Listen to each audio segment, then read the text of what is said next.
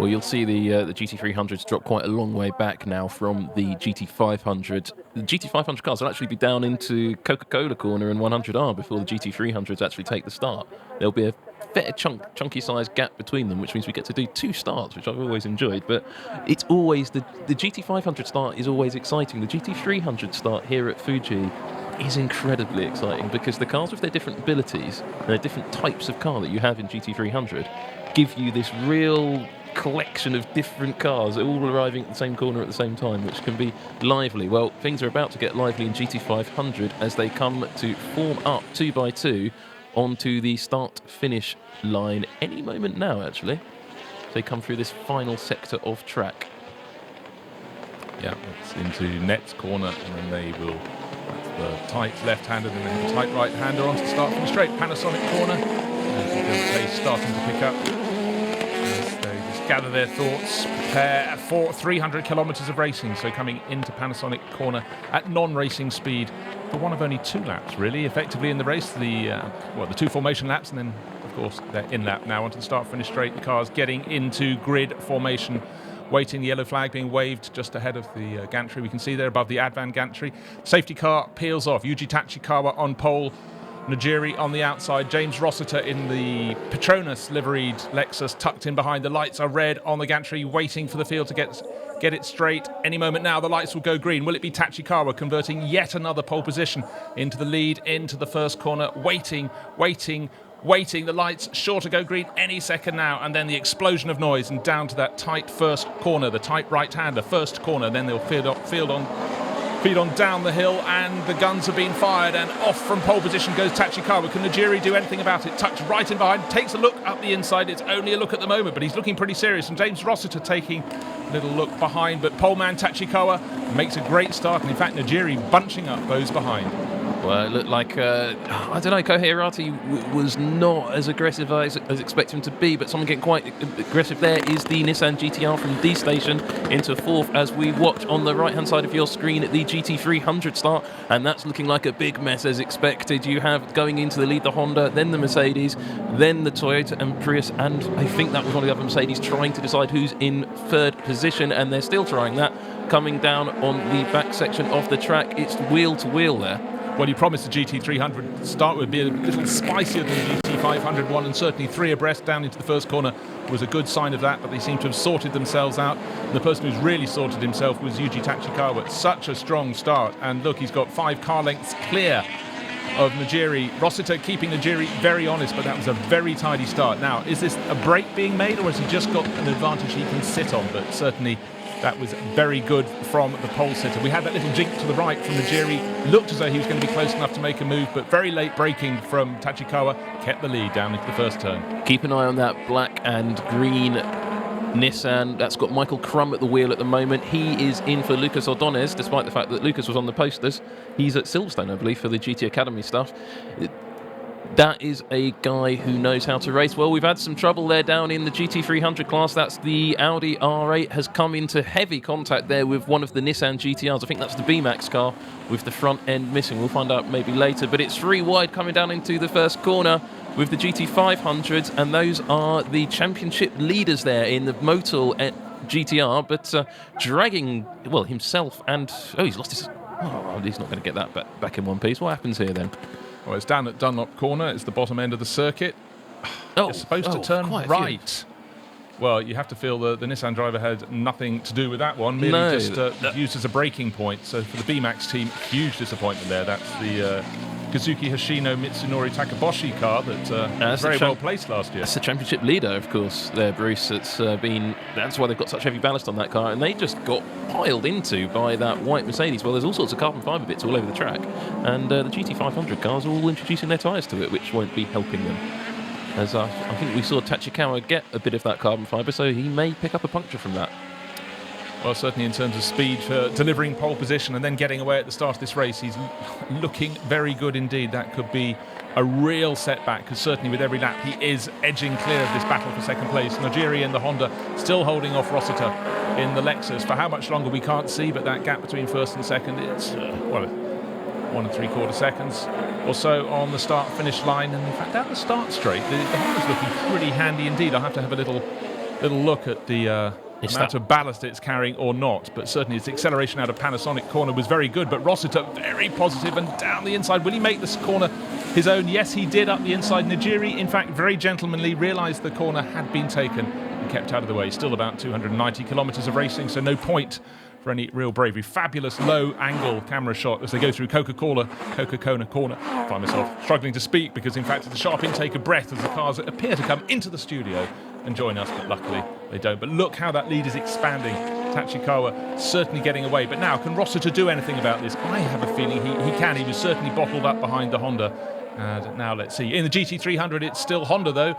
Started from pole position in class, and as you can see has a similar lead to Tachikawa in the lead class. You can see a car going into the pits in the background. Is that one of the injured, or has someone picked up a puncture from that debris? I'm wondering if it was the first of the punctures. Now, are you seeing everybody mugging this little Prius here? Now, it started in third position. It's now down into about fifth or sixth or even seventh there. And that is because simply that huge amount of ballast. You were talking about the GT500 Honda there, Bruce. It's got 16 kilos of ballast, that Autobacks car, but it also got that hybrid system, so it does have a little bit more grunt. All the GT500 cars, 2-litre direct injection 4-cylinder engines, but the Honda's got the addition of that extra little bit of electric boost on it. Well, it was certainly apparent, and also apparent that the power of the Lexus came good later on the straight now.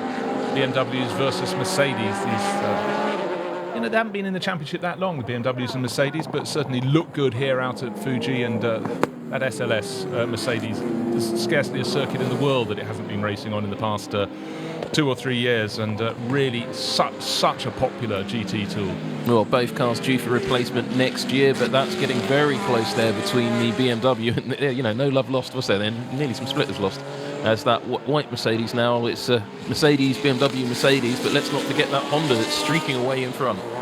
Yeah, certainly the Dunlop corner is a place you want to go if you want to see lots of racing action. Some of the moves a little bit unusual on the opening lap of the race, certainly for the B-Max Nissan team, very disappointing. It'll be interesting to see when they can get back into the race. And in fact, they're listed as a lap down at the moment, but I would guess that's probably going to be 2 by the time the repairs are made. It wasn't a long limp home, it was just a very slow limp back to the pits. With only 3 wheels turning, I would be surprised if we saw that car back, actually. I think there's some pretty hefty damage on that, but that's not to say he's missing out on some good action at the front, because he is. And that is it's turning into a touring car race there, right? Well, it really is. A Mercedes, a BMW, Mercedes.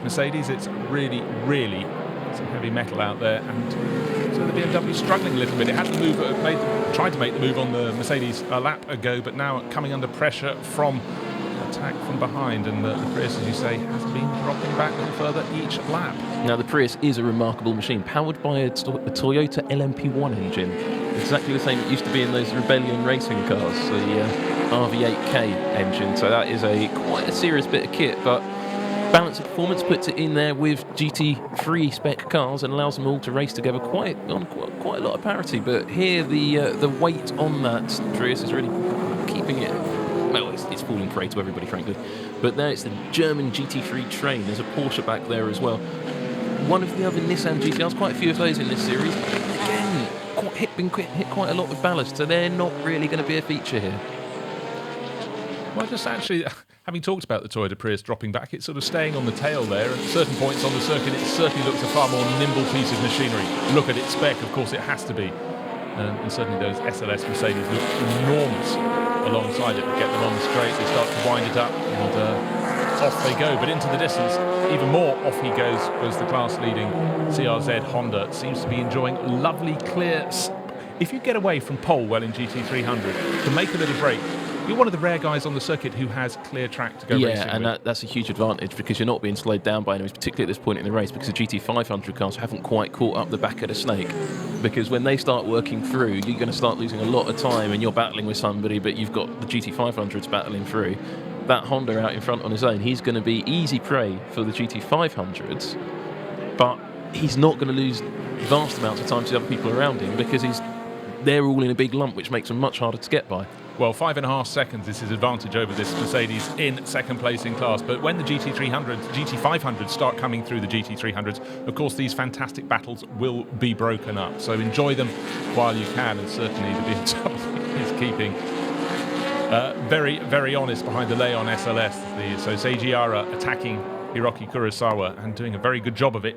sometimes this is the corner where he's made his attempted moves before, down into the Dunlop curve, not close enough this time. Well, he's been twice as close as that in the past. We've almost had trading of paint, but the flow, you could say it's broken up, but it just gives them a point at which you can make an attacking move. Yeah, he's not giving up on this one, is he, Bruce? he wants to get past there quite clearly. Well, I think if he needs to get really tight up on the exit of Panasonic corner, which he's just about to come into now, and he can sit in that toe all the way down the straight and just have a lunge at first corner, and I think he'll make that work. If it goes wrong, of course, he does have a good chunk of cars behind him, which means you can stand to lose 3 or 4 places by one, botched move. Yes, at this stage in the race, he could easily lose to the 3 cars behind him if he runs wide. So, as you predicted, Sam, down the start-finish straight, plenty of time to make an attack, but in fact, if anything, he's losing ground rather than making it. He looks like he's getting into the slipstream, but the grunt advantage certainly seems to be with the Leon SLS. So Hiroki Kurosawa can breathe a sigh of relief. That attack has been abated, but the cars behind seem to be getting closer and closer. So those SLSs seem to have a top speed advantage on the BMW. They definitely do. Yeah, and because he lost ground even though he was on the toe, and I saw him pull out of the toe,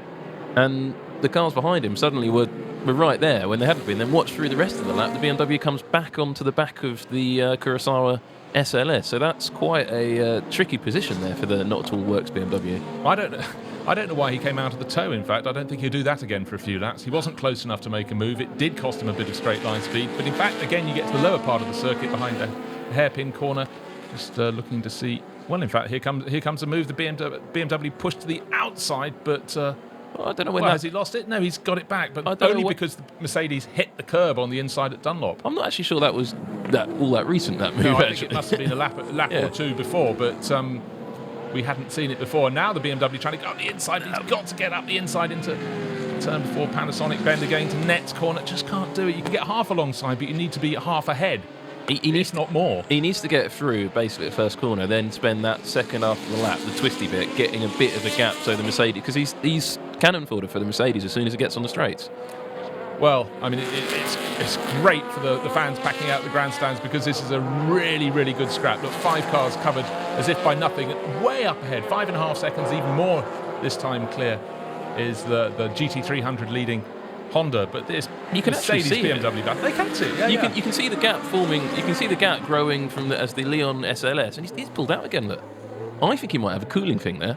I think he's either blocking that SLS or he needs to get some air through that BMW. Well, place changing behind as a GTR picks up another position, and now in the background we're starting to see who we're seeing the GT500s coming into the frame. Yeah, so this is a crucial moment, not only for the GT500 battle, but also for the GT300 battle. Look at that traffic jam you've got coming down the start-finish straight as the 500s start working their way through the front end of this GT300 snake, and you will start to see positions swap all over the place as people make and lose time in traffic. Well, you talked to Michael Krum, 5th place overall in the D-Station GTR, going very well, and few drivers know the Japanese circuits better than Mr. Krum. Has been racing out there for, if I say 15 years, it might be closer to 20 now, and has done endless testing, and it's certainly playing into his hands here because a really, really good drive up into 5th place in class, being chased by the Raybrigg NSX. Just behind him in the Drago NSX. So you talked about this could be a Honda race. Certainly not seeing the hand too much in the GTRs, except for the one from the D station there. And Krum going very well. But how will he handle the traffic? That is the key. This is what will make or break these early laps of the race. Look, 4 or 5 cars ahead of them as they go down through the slower back section of the circuit there. And in fact, Krum got the advantage there because, look, unfortunately, the NSX is being pushed very wide indeed. Look at the battle in front, Bruce. Look at that battle with the Subaru there, and Krum's trying. This is exactly what I'm talking, and he's just lost that position there to the Honda. That was a brave move from the Honda. Yeah. That is exactly what you have in this, but Krum's not giving up on that position. He's got tucked in, but look behind you, Michael. There is another Honda coming to get your place. That is the Drago modular car that replaced the Dome car at the beginning of this season. But Krum, look, the GTR, well, here comes Godzilla, isn't it? Well, entirely so. I mean, I'm still slightly speechless, that move, that he lost the position. That was very, very bold. Look at the speed advantage the GTR had going down the straight. He was nowhere coming out of the final corner, out of Panasonic corner, but the grunt. But what I saw there was some really, really positive driving. There were 4 cars blocking the track ahead of them, and it looked as though it had all gone Krum's way and then swung immediately back the other way. The Raybrigg car went around the outside. He seemed to be offline, but then he just was very, very brave. Krum hesitated for a second, and you can see someone running wide ahead of them. That's the Lotus that's going off. And it's gone against Krum again. He's got held up by that GT86, and he has lost that position again. And now he is being Oliver Turvey there on the tail of Krum. Getting very close. And there is another GT500 car back behind them, one of the Lexuses. Well, you make your own gaps in traffic, and that has been very, very impressive. But you've got 20 cars nose to tail through the snaking back section out of Dunlop Corner. But the advantage with the Raybrig NSX clear to see. And Michael Krum will have to do it all over again. But as you say, Oliver Turvey right on his tail in the black, white and red Honda. There's a car between them as they go through hairpin corner. Turvey slightly over the curve, but he's got more speed out of the hairpin. Krum's losing time in this traffic, you know. I mean, we know the GTR's got great straight line speed, but I wonder if he's running a little bit less downforce, because he doesn't seem to have the confidence in the traffic that, you know, Yamamoto's now got a big old gap on him. And look, Turvey's coming up the back, but let's see what this speed advantage is as the two cars go down the straight. We're watching a inter-Lexus battle a bit further down the order, but where is Krum coming into first corner? Turvey still stayed close there in the draft. Did stay close, but last time around, definitely on the straight, Godzilla, the GTR attack was really, really clear. But I must say, Naoki Yamamoto really impressed me, not once but twice with his moves in traffic. Yeah, I mean that was, I was going to say, he has done really quite nicely there. Yamamoto's car, of course, 30 kilos of ballast and no ballast whatsoever on Krum's car. So that makes it even more impressive. Yeah, that's an interesting point. But then Yamamoto's car does have that hybrid boost, so we could just use it to squirt past in traffic. So it's a difficult one to judge quite where the advantages are between these different two cars, as Mr. Suzuki is trying to work out himself. Yeah, watching the form, still holding down second place in Nigiri.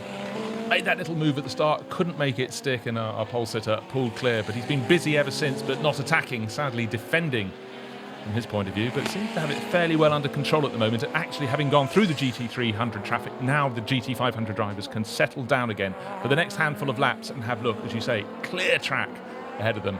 Nice chance not just to get a breather, but just to really assess how the cars are performing, how this track temperature is affecting them. 45 degrees at the start of the race and rising. We'll keep an eye on that. 11 laps completed so far. You wouldn't have noticed it, as Heikki Kovalainen is probably thinking, oh, this is going quite quickly, isn't it? My go. Yeah, but actually, he may have just been blinking. Looks like he was nodding off there in his chair. Maybe it is more humid than we realised this afternoon here at Fuji Speedway. Well, you can see Yamamoto. What a break he's made over Michael Krum, who's still holding off Turvey, but behind they're all bunching up as they get through the GT300 traffic. And number 6 just tucking in behind, which is the Eneos RCF. Oshima and Kunimoto, so that is going to be part of that battle any second now. Watch this as they the GT500 battles work their way through that very tight GT300 battle for second position. The GT500 leaders, of course, only just had caught up with the GT300 leader. That's how big that gap has become with 11 laps gone. That is, well, that CRZ seems to have this one very nicely positioned at the moment. It's very early in the race, only, you know, 1/6 of the distance gone. But he's kept clear and he's kept out of trouble, and that's the advantage. He won't be having to cane his tyres. He'll be able to pick his lines, well, as much as you can when the GT500s are coming through. But as we said earlier, he's enjoyed a really dream start to his race. He's been able to run at his own pace, not being chivied and chased. And that will definitely have benefits later on in the race, as well as eking out his advantage right now. But the biggest advantage of all, of course, for our pole sitter, Yuji Tachikawa, did the job yesterday. You didn't reckon this would be a track that would necessarily belong to the Lexuses, but certainly more so than it is to the Nissan. Yeah, I mean, to be honest, the reason that Krum's car isn't running with any ballast on is that car's not had the best season. It's had a few moments, it's been off, it's had a non-finish, I think, earlier in the season, and that just ended up with it having no ballast on it whatsoever. Whereas all the other GTRs have been so strong all year, such as the S-Road car we're seeing there being beaten up by a Honda, the Keihin NSX, they've all got quite hefty ballast on them because they've been so strong. So that's just gone away from them here for Fuji. I think that'll be a bit more equal going into the big race at Suzuka. Well, Satoshi Motoyama certainly didn't want to be passed. Very robust through first corner, and Hideki Muto in the NSX has dropped back a little bit to sort of regather his thoughts, but you've got to make a move. And so the team trying to maybe help him. Where are the points that he's strong in that blue NSX? And where can he get? quite a lot of tail happiness there from Motoyama in the S-Road GTR, but of course he looks up and what's ahead of him? Traffic, GT300 traffic. It's how you play it, and we've seen some great moves and some not so great moves so far, and you can see the frustration as they try and pick their way. Was that the GT300 pole sitter? Yes, it was indeed GT300 leader. But speaking of a big lead, look at that. We've hardly spoken about Tachikawa recently. 5 seconds. 5 seconds clear. We wondered whether Rossiter, having got into second place past the NSX, would be able to trouble him, having got past Najiri. The answer is clearly no. It was around 5 seconds, the gap between first and Rossiter, between Tachikawa and Rossiter. Well, there is that gap, Bruce. There is, entirely so. And in the background, you can see the orange NSX that started second in Najiri's hands is still second. Is now third, having been passed by Rossiter, and he too has shaken off the challenge from behind. 28 kilos of ballast there on Rossiter's car, as that graphic was telling us. They will have to make a stop sometime, but just one thing for those listening on Nismo TV on YouTube. I mean, we've got a slightly different setup for this race, which you may have noticed. And what you may see, or may hear, is that you get a bit more sound coming through. I'm certainly hearing a bit more of the popping and crackling of these 2-litre turbocharged 4-cylinder engines in these GT500 cars. And this is the sound of the DTM to come. Well, I'm an old dragon. Motor racing is about sound to me, and I love the variety of sound from championships around the world, and Super GT Championship is just going from strength to strength. These cars are so interesting. They look great on the circuit. They almost look even better when you're standing up close to them as the bits come off. But the quality of the racing here at Fuji has been fantastic. 13 laps in, still 53 laps to go. Definitely going the way of the Lexus of Tachikawa at the moment. But as we've said, there could be a trip up in traffic at any moment. And this little battle, second place in GT300, is the one that could perhaps cause it, because they have been fighting tooth and nail since the start of the race. We've had the first time of the GT500s going past, but the second time may not be so lucky. Seriara must be absolutely bored of the back of the sight of that Mercedes driven by Kurosawa. Yeah, that black Leon Mercedes. He's just been sitting there with it in, filling his windscreen for the whole race.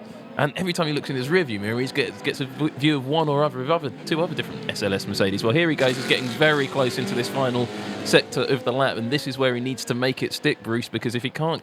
Because for him to get past on the straight is irrelevant, because the Mercedes will just drive back past him. Now, it could hardly be closer. Second, third and fourth in GT300. Diving up. He's done it. JGR, has he done it? But, oh, God, unfortunately, we've cut away just at the critical moment. We've had a place change, though, because the Ray Brigg NSX has made its move at last and got past the Nissan. And there is the BMW. It's just snapped it ahead, going into Panasonic corner. But now the Leon SLS is making its move and not given any space to do so up the inside into first corner. You have to try the outside, my dear friend. So Seiji, will the move stick? Well, he's dropped behind again. The sheer grunt of the Mercedes down the start-finish race. And in fact, Ara could be passed up by two Mercedes. Oh no, but he's going to get it back coming on the exit of the corner. That won't the gainer Mercedes. I was going to say he's not going to make that stick, but I don't think he's. No one wants to give up. The track bends to the left, so in Coca-Cola corner, the BMW will lose that position. So brief glory ahead into Panasonic corner, led 75% of the straight. The SLS from the Leon team came past and then into first corner, side by side with the second of those the Mercedes, and into Coca-Cola corner. The move was completed. So Hero not to zero, but he's just not got the tools for the job right here. Well, waiting for this four-way German-on-German GT3 battle is one of the GTRs back there, the one, the grey car, red stripe, waiting to just see if there's any opportunities to grab any of these Germans in front of him. I think opportunities are coming any second now. What's Ara going to do in that BMW? Now he's not second out of the 5-car train, he's third out of the 5-car train. A lap ago he was leading that 5-car train. What's he going to do? Fabulous helicopter shots looking down the bottom part of the circuit, but what we can see is those Mercedes actually starting to edge away. They're going to do so even more when they get on the start-finish straight. They're coming up to the final corner, to the long right-hander to Panasonic, and a change in second position as the Mercedes swap over. So the Leon SLS briefly back into second in class, now into third, and the BMW right underneath it. But time and again, Sam, we've seen him get close on the start-finish straight, and look, he's in the slipstream, but he's going backwards. Yeah. That's against the laws of physics. He's just getting gapped every time. The BMW just clearly doesn't have the grunt. Well, for those who tune in on Radio Le Mans and are in the chat room, well, we were all talking to you not all that long ago for the Spa 24 Hours, and the Mercedes were not a match for the BMW's there. We saw the BMW's win at Spa, but it looks like the BMW's got a much tougher fight here at Fuji Speedway. 800 people in the chat room at the moment, Bruce, having a good talk about that. That's a good chunk of people. I think armed, depending where they are around the world with their breakfast, their supper, their whatever, but certainly some meaty action happening here. And hands up, nod there to Bjorn Verdheim. He's worked his way to the front of that little group and is pulling a clear now of the Leon SLS, and still Seijiara trying to attack, and he's going a different line up towards Panasonic Ben. He's going around the outside, which I don't think really works on this long right-hander. But will he tuck in the other way? No, I think he's going to try and make that work. Sorry, that wasn't. I got the wrong point on the circuit there. Yeah, he's made that work, Bruce. I think he's going to go all the way around. Can he keep it in? Yes, he has. That is some fantastic overtaking. But look, there's that big Nissan coming up. Contact there between the two Mercedes, the Atasha Mercedes and the Leon SLS, and that's all food for that GTR sitting there at the back of the train. It's not been a good few laps for the Leon SLS, because now you can see there's a bit of a gap between he and the BMW, and certainly the attack is all coming from behind. So in the space of a few laps, he's lost his position, regained it, and now had two cars go past him. So time to regather the thoughts for the Leon SLS. 16 of the 66 laps completed. The racing has been surefire from start to finish. So the 65 SLS with Haruki Kurosawa losing ground in that battle, and now he looks like he could be about to lose another place for the number 0 SLS, which is right in his slipstream as they go past the pits. Look how that shuffled out for Sir Yarra and the BMW. He's still in the same position, just with a different flavour of Mercedes in front of him, and now a different flavour of Mercedes behind him. Well, he's going to get to see all of them at some point in this race, but certainly fighting the good fight. Seijiara has really been having a cracking race, and one of the beauties of the GT300, with so many manufacturers involved, is the different performance of the various cars from various manufacturers, and certainly Seijiara has had to be right on his toes in that Z4 BMW. In the heat of this battle, can't live with the others on the straights, but around the twisty bits, he's been absolutely mighty. I was just having a look over my shoulder there, Bruce, at the chat room on Nismo TV. It's always great to see so much fan interaction going on here. Is there as much traffic there as there is on the track? It certainly looks at that screen as though there could be. It is. I'd like to go through it a bit more, but there's quite a lot going on track at the moment, so we can't quite keep up with it all. Well, what we're having, Sam, is attack, because Rossiter in second place there is being closed down on big time by Nigiri, who started from the outside of the front row. He got past him nice and clean. He worked on it for several laps, and the Lexus on the start-finish straight certainly had a bit more performance than the Honda. The Honda's good coming out of Panasonic corner, but at the end of the straight, the Lexus is better, but maybe handling its tyres better, as Daisuke Ito looks on from the Tom's pit garage, keeping in touch via the radio there, coming under attack. So yeah, this is that tyre revolution, absolutely, Bruce. It's what we're talking about, and I'm just having a quick check down. The cars, even if they were on the same tyre company, it's the way the chassis works with the tyre. So it can really, and these are very different chassis. The Honda's engine, even though it uses essentially the same monocoque as the Lexus in front, they all use the same rough shell as the DTM cars do. The engine's a different place in the Honda. The Honda is a mid-engine car, the Lexus is a front-engine car, and that just gives them a slightly different dynamic, and they work the tyres in a slightly different way. Well, more GT3 on GT300. Again. 5 abreast. Why not 5 abreast? Yeah. There's that rather uncompetitive McLaren that turns up every race. Yes, they made short work of that. And also then there's Oliver Turvey in heated battle, chased by Tsuge Matsuda. They've had a change of position. And then Oliver Turvey back in 7th place now. But he was attacking not so long ago, but has lost a bit of ground. That was simply going through the GT300 traffic. All the front, our leader Tachikawa had been way clear, but the rest were really close together, and they have been split up somewhat, and Turvey seemed to lose out a little bit in the heat of the action down there through the GT300 traffic. But next time they go through the traffic, it could work the other way again. Well, what I hadn't spotted there, Bruce, was I just noticed the Quintarelli Motul GTR sitting there just behind the Drago Modulo NSX, which is rather higher up than I thought I'd see that car. So perhaps he's just sneaking through the reigning champion there. There he is, look, in the background, just behind the Drago Mojo car. And yeah, look, he's just working his way up through the field, carrying an awful lot of ballast. But look, there you go.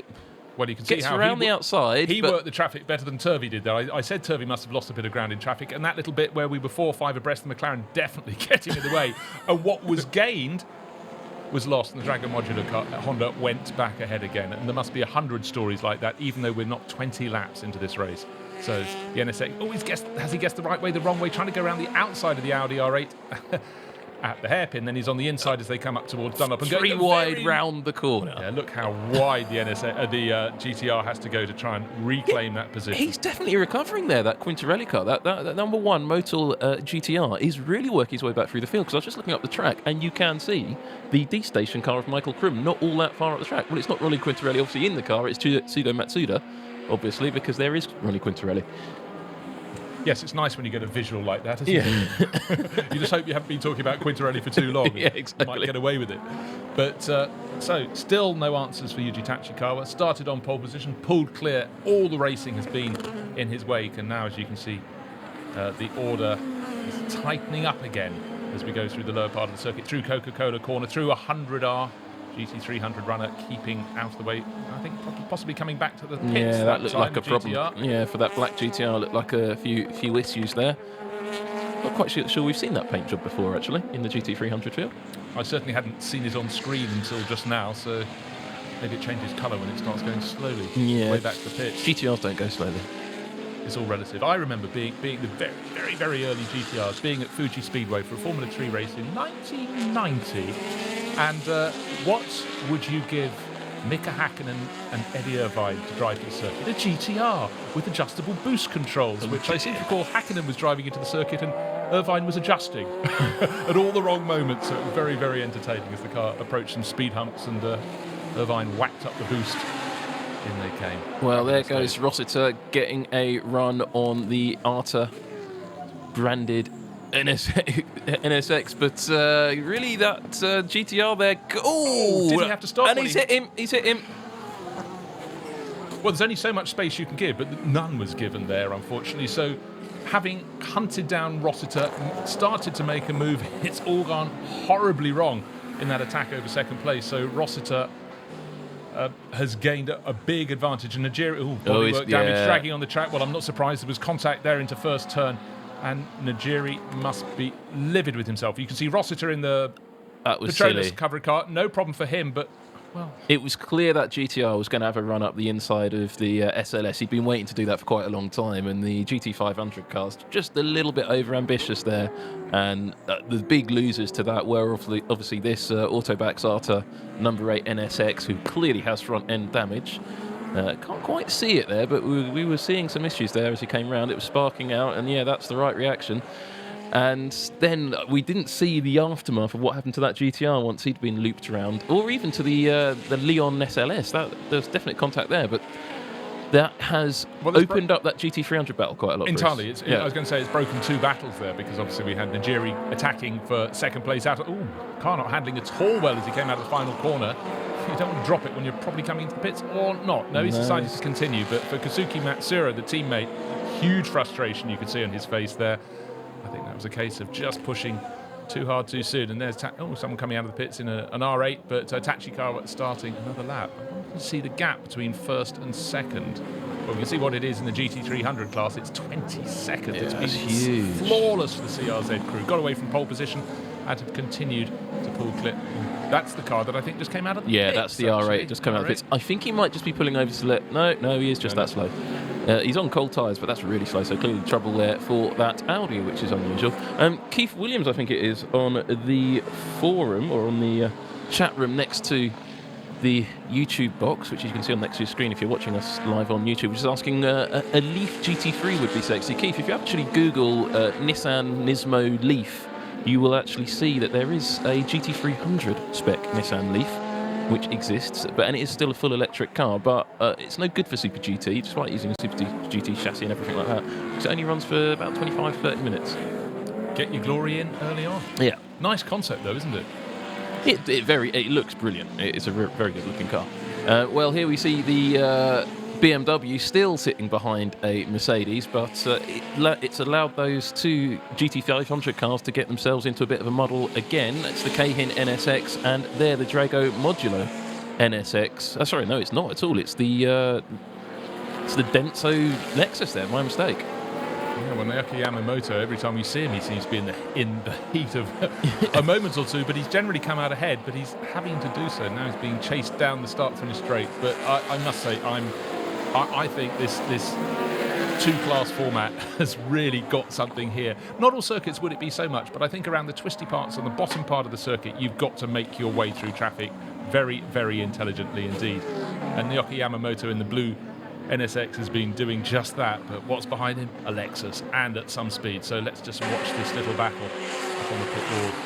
Some serious faces, and Heikki Kovalainen fancies he might be going racing shortly, so he's getting up to do a spot of stretching.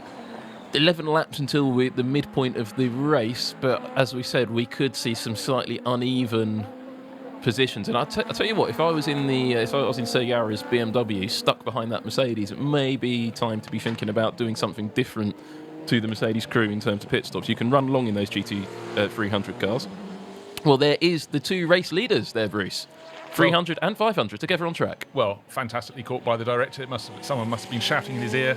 They're getting together, they're getting together. Now look at the performance differential, because Yuji Tachikawa could just drop Takagi at will, as you'd expect. But at points, let's see the grunt of the Honda onto the start finish straight. But then it starts going wrong again, of course. These are totally different categories. And Tachikawa, he's been home alone, hasn't he? Yeah. He's been left to play. Now we're starting to see that's his teammate, Hiroaki Ishiura. They're all beginning to think about making those stops. You know it's coming. That GT300 Honda LMP2 engine in the back of that one. Why not?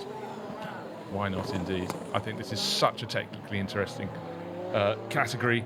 And I think the two categories, the GT300 and the GT500s, really, really catch my attention. And to come out and play on the Fuji Speedway on a sunny day in summer, this is where these cars are made to go racing. And it's provided fireworks from lap 1 to lap 23. We've got 66 laps ahead of us, but now let's see, there's James Rossiter trying to pick his way past the GT300 pace setter, should do so out of 100R, tucks down the inside into hairpin corner, and many a time they've been going through there with whole stacks of GT300 cars ahead of them, so for Rossiter that time, just have to pick off the class leader.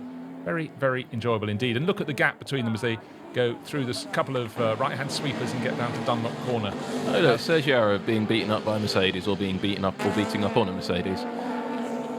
That's going to be the story of the GT300 second position battle, isn't it? Well, it is. He's tucked in again. He's got closer to Verdheim. I thought Verdheim in the silvery grey SLS would drop him, having got past, but maybe traffic has allowed him to get back. But certainly, maybe the SLS eats its tyres a little bit more than the BMW. But, well, that's the Hatsune Miku car. We've seen that car have contact, obviously, earlier in the race with another one of the Mercedes, and that car has been strong all year. But now, once again, the BMW is on the tail of a Mercedes coming into the final corner, or final sequence. It's sort of chipped with a chisel into the slate of the story of this race. He must be so fed up of looking at the back end of an SLS. Well, you feel he could build one blindfold now, couldn't he? But again, he runs a little bit wide, but he takes this wider line to sweep onto the start-finish straight. I would say that more of an intelligent line. Here we get the first of the stops, yes. So that's Bjorn Verdheim was running second. Little zing. What nice. A dummy. He was selling him a dummy and saying he was going to come into the pits. I think there might have been a bit of a pit call there. Pit now. No, don't pit now, because we need to get past this guy. Yeah. Go and put in a couple of quick laps, come in and see if we can get it on pit stops. But this is a relatively early stop for the number 11 SLS. He's got the second driver in this car is going to have a long stint. Bjorn Verdheim there will be giving way to, well, not the number 21 car, which has gone off all on his own by the look of it. Yeah, I don't think that's the one that came out slowly, but look at that, beautifully clear pit lane, so maybe that's half an advantage for the...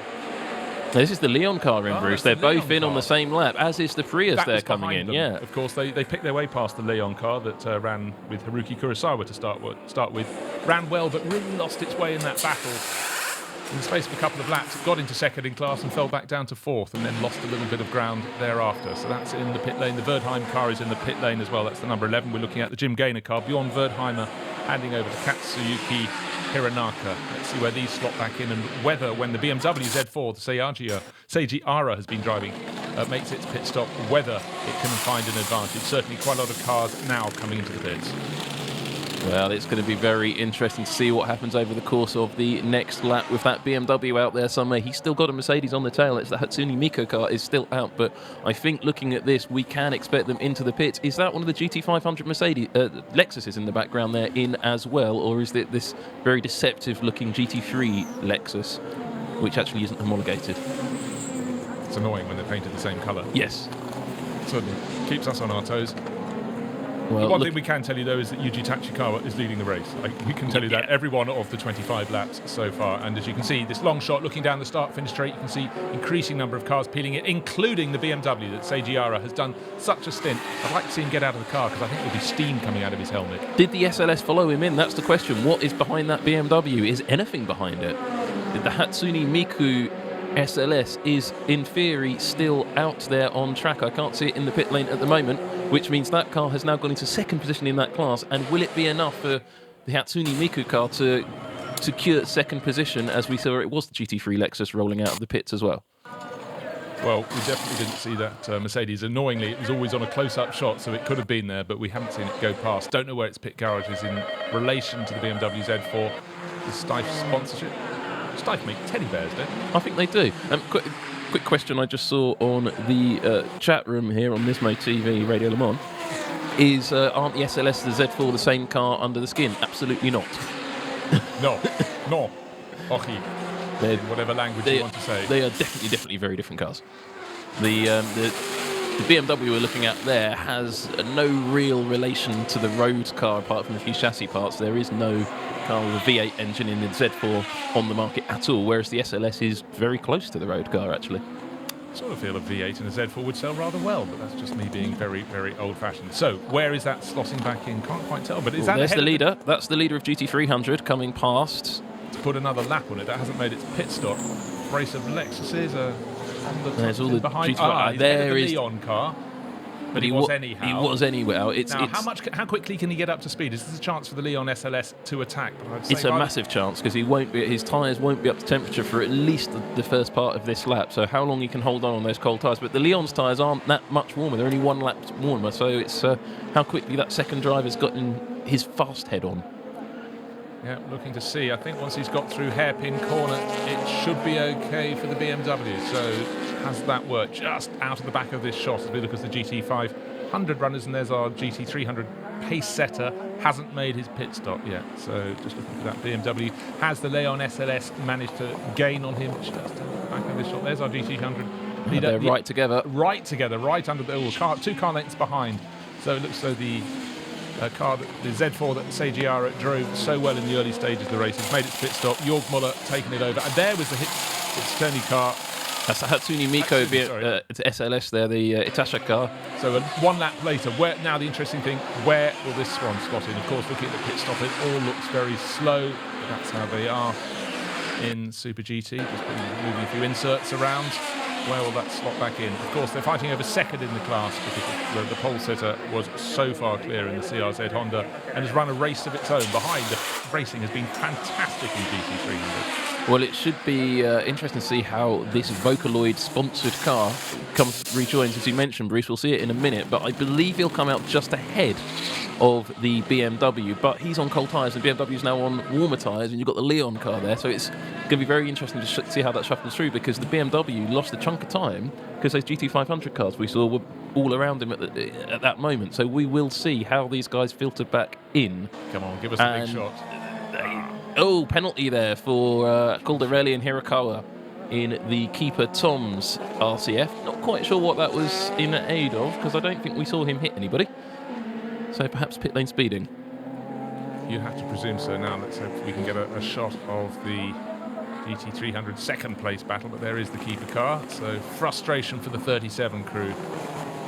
And they will be serving that as soon as the team manager asks them to come into the pit lane. But for now, well, they're just completing the tail end of the lap. Will it be this time around, or will they choose to take it later? Do you know what the maximum number of laps they're allowed to run before they make the drive-through? I don't know. I think it's usually the same as it usually would be, the 3 laps. You've got to come and make your penalty, but I'm not quite sure because those rules for that class are only written in Japanese, so it's not very helpful. As there's the Hatsune Miku car rejoining very slowly, though. I'm not sure if that's just cold tyres or if that is actually a problem there.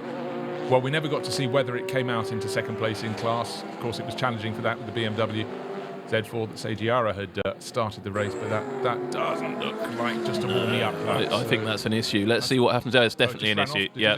Okay. Yeah, he's got a problem. I think not all the wheels are on his wagon. So the right, that's not right. The rear's not on, is it? No, there's something quite wrong with the Hatsune Miku car. Well, if you're enjoying this, look at the right front. Yeah, he's got a problem there. That wheel's not gone on right. He's rubbing away on the tyre there. Well, if you're enjoying this type of race and you're on Nismo TV, do click subscribe because we've got lots more fun things coming up, including possibly some Nismo pizza. But not quite sure about that one. And oh, the frustrations. They've driven a good race, got onto the tail of that second place battle in GT300, worked their way through it, and it was just coming to that explosive point out of the pit stop. You reckon he'd come out in second place. I wasn't entirely sure. I was waiting for the long shot. We didn't see it. And unfortunately for the Hatsune Miku crew, next time we saw it, it was travelling very slowly. And 4 and a bit kilometres, 4.563 kilometres, can seem a very long way when you've got 3.5 wheels on your wagon. Exactly. Well, Rachel's not here, so we can't have any cake. But there may be some pizza later on. But you have to click subscribe to do that anyway. But let's have a look at this battle on track in the GT500 class. You've got Rossiter there still being chased down by Nojiri, but we are coming close to the 500 pit stop window. We saw the blue Calsonic GTR in there. I've just been asked on the chat room, are both GTRs in 300 and 500 rear-wheel drive? Yes, they are. You're only allowed rear-wheel drive in this series, so unlike the four-wheel drive production car, these are actually only rear-wheel drive, GT3 and GT500. This great battle between Rossiter and Nojiri. Rossiter doing everything he can to drive the widest line he possibly can to keep Nojiri behind him. As you say, Sam, not long until the pit stops. He made his way past, but what's been interesting in this stint, we've talked about it before, is the Honda with Nojiri on board. Its tyres are definitely sweeter at the end of its stint. It is, and that is what's going to make all the difference. Well, he's going to try and have a run around the outside. That didn't work. He's going to now try something else into this twisty part of the lap. We saw Heikki Kovalainen just hopping into his Lexus back there, but we're going to stay with this and watch Rossiter's Lexus being bullied not only by one Honda, but also another Honda there. That's the Raybrig car, I think, back there, the dark blue Honda. There are two of these Hondas that look a little bit similar, but that is the Raybrig car, I believe, and the Arta car, very distinctive in that orange and red livery with the black bits on it. Still not finding a way past Rossiter, but Rossiter is backing him in, but he's got him now.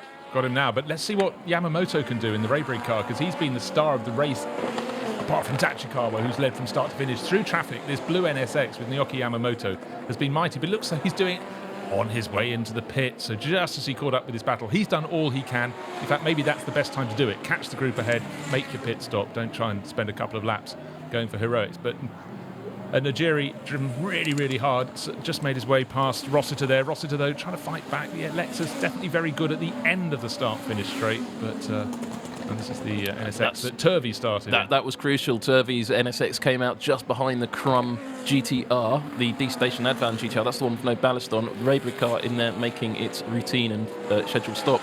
The other thing that was just crucial is the Kovalainen Lexus came out just in front of that battle that we'd seen with those two GT500 cars, and he was going to back straight into that. So we haven't seen that on screen, but I think we've got quite a nice little scrap going on there.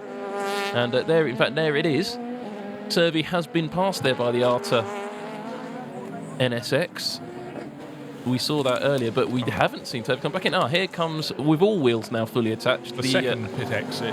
Hatsune Miku SLS. So that's not gone too well for them. That will have cost them deeply. Yeah, I'm afraid they can just use it as a test session from now on. It's a shame they got up into second position in class now. Very busy in the lead, waiting for the race leader, the Zent crew. Waiting for number 38. Its lead 7.8 seconds last time around, so they can afford a nice gentle pit stop. Don't pit stop that one, that's another team's car, but coming around to complete the lap. Led away from the start, a brief challenge by Nojiri down into the opening corner, but Tachikawa had that covered. Actually, fancies another lap. Yeah, I don't think the message got through there, did it? We're waiting for you, mate. Nah, I like it out here. So there's the Raybrig NSX. We just saw it coming into the pits with Naoki Yamamoto having driven such a strong stint. He's handed over to Takuya Izawa, who's had lots of good runs so far this season, but he has come out just ahead of the Zent car, but the Zent car, of course, has got a pit stop to make. And now the gap between first and second has come down by 2 seconds, so the Arta NSX gained ground there. Well, here is the Tom's Lexus. Now, this is one of these two RCF types that are in this race. Like Nissan, Toyota has two different types of its RCF in the race. This one has a 2-litre 4-cylinder engine, like all GT500 cars, whereas the GT3 car, which we've only seen briefly, has the production car engine in, essentially. So I think that's a V8 of some description in the GT300 one, but we haven't really seen much of that car, and as I say, it's not fully FIA homologated yet, so it's sort of competing in this series just as a bit of, well, because it's Toyota, we'll let you do it. There we are, a little bit more variety. So Daisuke Ito on board, James Rossiter out. He ran in third at the start of the race, got up to second place, and then was battling again for second in the closing laps. Here's a GT300 leader in, finally. Has run an untroubled race, and that's just how drivers like it. So Shinichi Takagi showing that with Takashi Kobayashi, and it is Star Wars at the back. I hadn't really taken a look at the rear of that car. It's something that you can see out there on the road, but all the better for it, I'd say. So Ito back into the race. Where's he slotting in? Just trying to see. There's a Lamborghini. He's getting out ahead of that. It's the GT300 class, the little Lotus. Just trying to see class rivals. The Raybrigg car, I think, was in that little group there. They pitted a lap earlier, so we'll just wait for the screens to make clear what's happening. This phase of a Super GT race, Bruce, is always so confusing because you've got cars coming and going, the race leader coming in. Now, we're pretty sure he's going to come back out in the lead. He had a nice chunky lead, and Tachikawa fancied another lap anyway. Ishihara being made to wait a little longer than expected, but to be honest, it's in both classes now, the leads are pretty solid. So if everything goes to plan, still a lot of race left. It's at that 32 laps as the GT300 race leader rejoins. There is the GT3 spec RCF. We briefly saw it on screen. Here is the GT500 spec car, the 2-litre engine car. You know, just looking at the way the race in GT300 is going the way of the 55 CRZ, when it came out of the track, it came back onto clear circuit again. Yeah. You know, some days things just line up really well. Of course, the car had the speed to get pole, has been untroubled in the race, built that lead of 20 seconds or so before the pit stop, came back out onto clear track. That will enable it to gain another couple of seconds to add on to that advantage. And for those people who say turbocharged engines never sound very good, well, I think you just heard that they can sound pretty damn good. Certainly did. And there's the Zent Lexus. He's started into clean on pole air. Position, comes out onto what? Empty. Clear circuit. Yeah, that's gone well. I mean, he's having a good day all around in that car. Was that the B-Max GTR, the one we saw damaged earlier on? I think it... Oh, no, it's not. And there is James Rossiter, second position. Well, it's changed to Ito, now it's taken that over. Yes, that's right. And here comes the Arta Autobacks NSX in for his stop. Yeah, that was Tomoki Najiri, did a great job in the early stages of the race and then had to consolidate, got back onto the tail of Rossiter, passed him, took second place, closed within 5 and a bit seconds of the pole starting car, but Tachikawa's made that pit stop, pulled back out again, and now Najiri's handing over to Kazuki Matsuura, so let's see what he can do. Well, Michael Crum also, this is obviously the NISMO pit stop time. And Michael Crum gets out and hands over to his mate. Ronnie Quintarelli is about to get into the number 1 car, handing over from Sugo Matsuda. And this is GT500 pit strategy by the book. Lap 33, there you go, Bruce. Well, you predicted it, I never doubted you, and quite so. So, in the space of the next lap, we should have everybody having made their pit stop and back into proper race order. Okay, what we can easily tell you is that the GT300 got a little weaving on the start-finish straight there. Yeah, he's just come out of the pits. That was one of the Toyota 86s. Just out of the pits, trying to get a bit of temperature back into the tyres because they have no tyre warmers in this championship, of course. So that is quite a challenge for the tyre engineers to produce a product that can get up to temperature very quickly. And certainly at Fuji Speedway, with quite a tricky first couple of corners dropping down the hill, there's every chance to make yourself look like a fool. And of course, we saw the Mercedes not so long ago, the number 0 Mercedes from the Hatsune Miku team going off at the second corner. Well, really the exit of the first, but that wasn't down to cold tyres. That was simply, sadly, down to one of the front wheels not being secured properly. So it ran off the circuit and then had to limp its way back round. Well, it's looking to me like the Calsonic GTR has actually managed to leapfrog a whole bunch of cars there, Bruce. He was one of the first stoppers. He's now out on the hot tyres, and there he is, not far behind Michael Crum in the Weight 3 GTR. Then you've got all those NSXs behind him, like the Autobacks car, which was battling for second at one point in this race. Yeah, some of them have dropped out. You can see, just as the graphic goes off the screen, dropped out of the top 10, 11th and 12th, including a couple of the NSXs. So let's see, of course, this lap was the one we will have all the lead drivers having made their moves. Ito's starting to pick off a few positions overall, but what we can tell you quite assuredly is the number 38 Lexus has led from the start, made its pit stop, came back out into clear traffic, and the Chirumo RCF. Tachikawa handed over to Hiraki Ishiura. He's sitting on a nice, comfortable lead, but how the next few laps will go, we will see. But certainly been advantage all the way for Lexus here at Fuji Speedway. A few questions coming in on the at Nismo TV at Radio Le Mans chat room on YouTube about the drivers and where they come from. It's a mix of some of the best racing drivers from Europe, the likes of Oliver Turvey, Bertie Baguette, those sort of guys. A lot of brake dust there off the GT500. Car, yeah, that was a lot of brake dust off that Petronas car. Track temperature's falling slightly, which is interesting. It's late in the day here in Japan. That is the drivers. Some of the best European drivers, they get paid quite a lot of money to come and do this. So quite a lot of the guys live out here and do it full time, and this is their profession, racing Super GT. Homegrown Japanese drivers, quite a lot of those. There's a really strong junior Formula sort of scene in Japan. You have series like Super Formula, which is the GP2 style championship, but a bit quicker than GP2. You have Japanese F4, they were on track earlier today.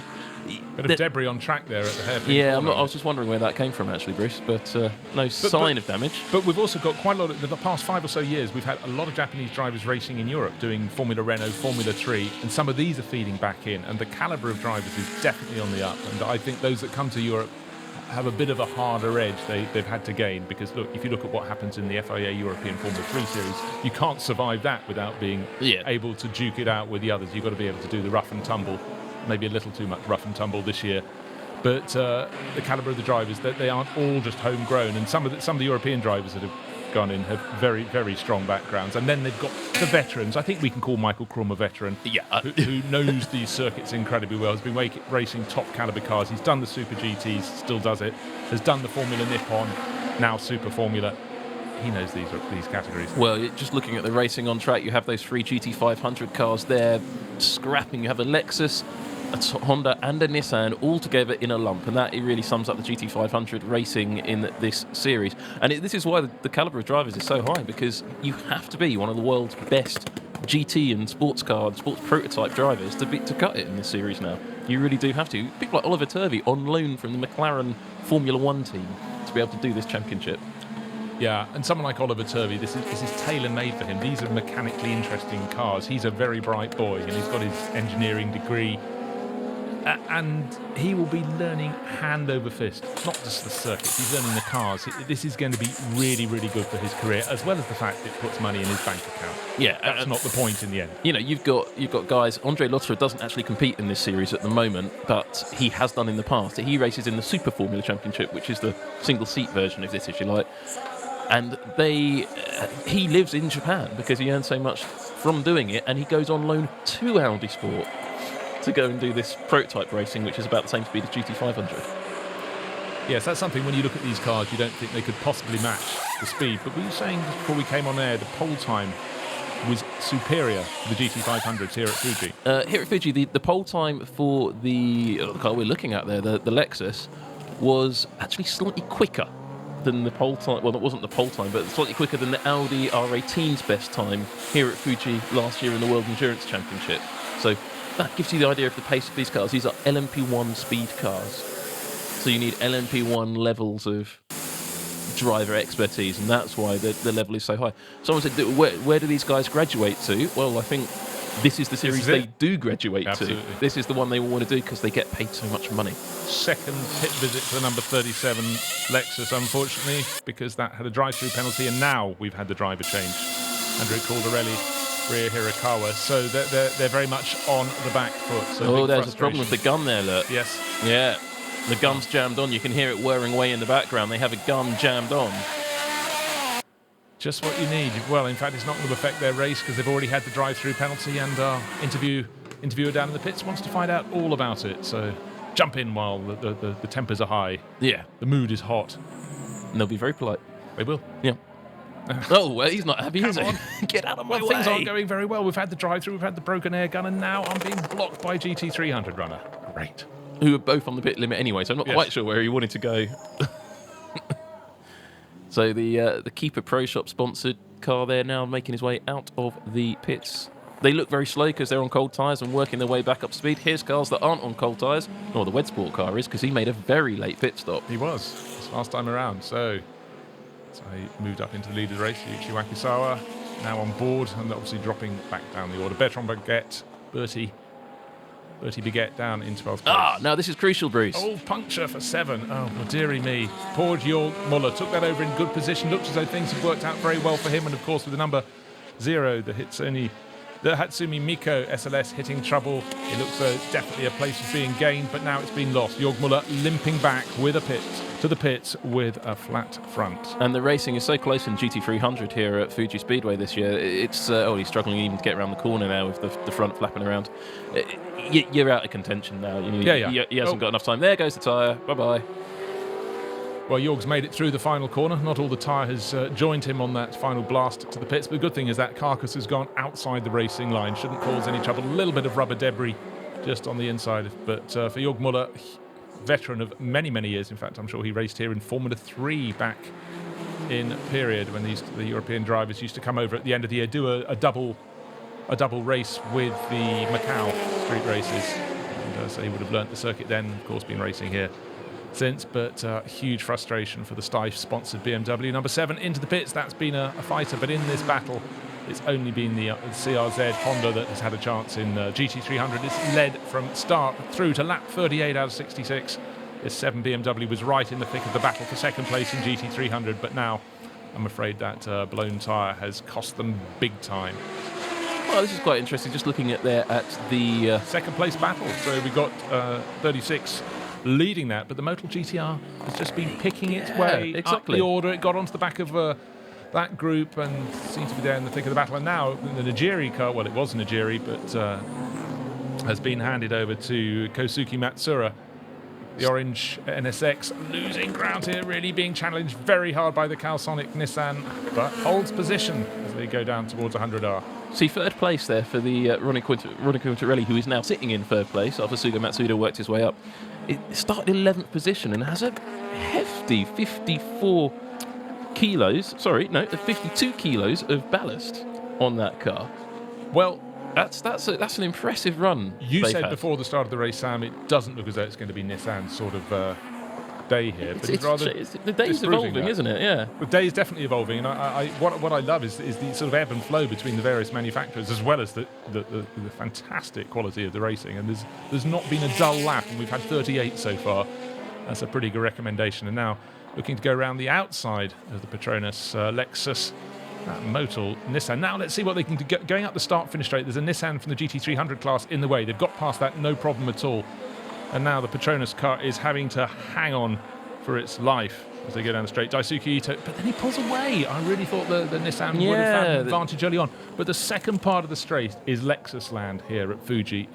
We saw it relative to the Honda as earlier in the race, and now down here. But it looks so good. Brake dust again. I was going to say, very heavy on the brakes, the Petronas. Yeah, Lexus into the first corner. It is Michelin versus Bridgestone. These two cars on very different tyres. The Nissan there on the Michelins and the Lexus on the Bridgestone. Look at that. You can see the... He's put a bit in, hasn't he? Yeah. His stint at the coalface. Sugo Matsuda really having to work at that. He didn't look too well, actually.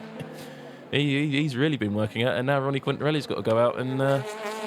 well, he's got to beat up on this Petronas car, which is exactly what he's doing right now, Bruce. He's going to have a go around the outside.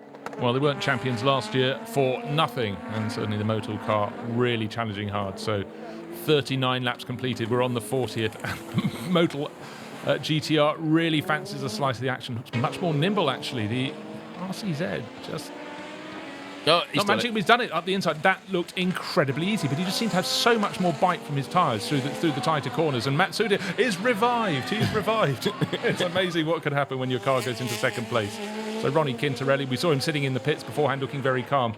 And Matsuda looked wrung out, but that certainly revived him. And now, let's see, can the GTR pull away from the Lexus down the start-finish straight? The RCF seems to be so strong here, but let's see, in the second half of the straight, I expect the Lexus to come back, and it's doing precisely that as they head just past the pits right now. But that is, for the GTR, that is absolutely crucial for championship points. Obviously, this car is very strong in the championship for obvious reasons. That's why it's got so much ballast on it. But by the same token, you will be seeing the fact that going into Suzuka, they're going to have to put a tow hitch on the back of it and whack on a trailer and a boat or something to slow that thing down. Well, Takuya Izawa and Daiki Sasaki fighting very hard, 4th and 5th, and it's GTR time in this race, isn't it? Here we go. We're going to have one going from 3rd to 2nd, another 5th to 4th. Not quite yet. Sasaki kept behind in the D station car, but looking much more lively. Can he tuck up the inside? He's certainly got the grip. And the D station car, remember, is ballast free.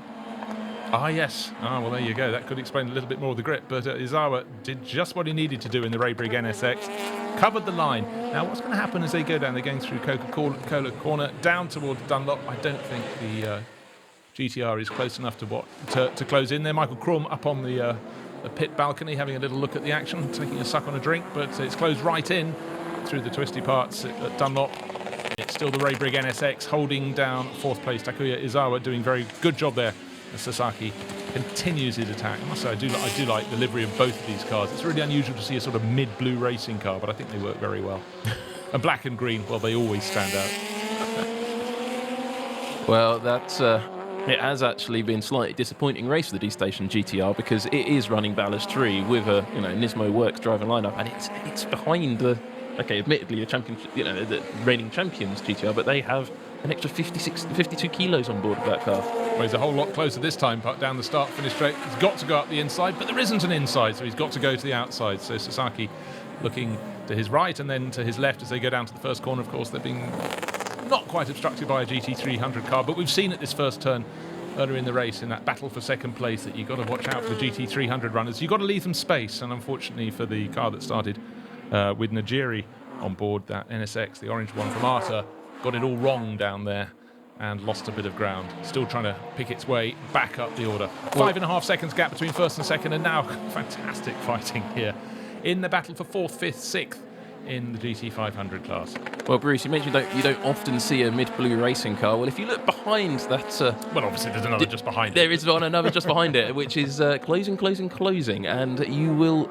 This battle's going to get joined if they don't get on with it, basically. They've got some pretty close attention from the rear. Okay, this is the chance for Takuya Izawa to make a bit of a break. They've got a GT300 SLS behind them. Well, no, it's now in front of them. Now it's behind them. He's built a gap of about half a second. But look, 5th, 6th and 7th in class, in the GT500 class, nose to tail going out of Dunlop and up the hill towards the end of the lap. But Sasaki didn't quite make it. Takuya Izawa, you can see in the Honda, just eked out the little advantage. But coming back at him is Sasaki in the GTR, and down the start finish straight. Now you can see the two NSXs behind, closing in on the GTR, and that's the Drago NSX and the Cayenne NSX. Only 13.5 seconds down on race leader. 1st to 2nd, 5.5 seconds. We've hardly seen that Zent car all race. We've seen it make a pit stop. We've seen it lead away from pole position. It's running super smooth out front. Still pit stops going on in the background. But at this stage in the race, it's the NSXs. They got up to this sort of position. In the pit stops, they drop back down. Now they're working their way forward again. You see this race after race, Bruce. The NSXs come into their own for a little while, but then start to fade again. And then the GTRs have their moment. But here it seems to be the Lexus has got it all the way around. But then, it is Toyota's home track. And it's not next race will be later this month. Next race to Suzuka, 1,000 kilometres. Hit subscribe and you'll not have to get us reminding you all the time. And is that a Hatsune Miku car again? It's not. It's not. It's the other SLS that's gone around there in the final portion of the lap. And we didn't see why that happened, but people like spinning there, don't they? Well, with 44 cars starting this race, he's got to wait a while to find a clear bit of track. In fact, they all seem to be on the space of half a track or a third of the track covered by most of the field. He's looking for marshals to wave him clear, which they've just done before, in fact, the Hatsune Miku car came through in the background. So the white and red SLS takes the shortcut, but in a long period. And now there's clear track, of course. Now he's finally got going. There's plenty of clear track. And then we get back to this great GT500 battle. There is, I think, the sole Ferrari in this race, the 458. Not particularly competitive car in the GT300 class. But we have this nice GT500 battle going on. But we're not seeing the right at the front of this. Well, what I just noticed flashing across the top of the screen, it was the gap was down from 5.5 seconds to 3 seconds. Yeah, that's kind of what I wanted to see. Yeah. So you can't blame director from taking a look at what's happening in the thick of the action, and it really is thick act. This is the group that came past that poor stranded Mercedes, as you can see there, left, right, and centre across the field, and the D-Station GTR still holding on, being pushed and shoved by GTRs wherever it can. But the Raybrig NSX has pulled clear in 4th place. You can see him going around the outside, and there is the ARTA NSX in the thick of the grouping. But time keeps a ticking. 43 laps completed, nearly all but two-thirds distance. So, not really seen by us during this, but I think moving up to 2nd position in the GT300 class, and I'm just looking to get that confirmed, was, now I'm not quite sure how this has happened. It must have happened on pit stops, and I'm not sure he's made a pit stop. I'm not quite sure, but the GT300 leader is actually the Lotus. I thought I'd just seen him coming out of the pits, but in fairness, we saw him going into first turn. No, that can only be done. Well, we're now being shown 2.5 second lead in the... well, okay, let's wait and look, but there were still cars coming into the pits last time around. I think it's still shuffling through at the front of GT300, because I was saying I wanted to see what was going on near the front of the GT300 field, because it is clearly quite close at the front there with the Lotus and also the one of the GT86s, which are these mother chassis cars, which are running quite well. But a lot of the competitors say that they feel that those cars don't have enough power because they are using a engine type that perhaps isn't. It's new for this year, and the competitors feel they should get a bit more power from those engines, and they're not having it at the moment. But it's leading the class at the moment. Yeah, well, you can't argue with that. But still leading the race is our pole-sitting car, the 38 Lexus, started by Yuji Tachikawa from Hiroaki Ishiura. No, there we go. That's the G86. That's the 86, the VVAC car that was in 2nd. There's being pushed into the pit garage there. That's a GTR, going in, the white one.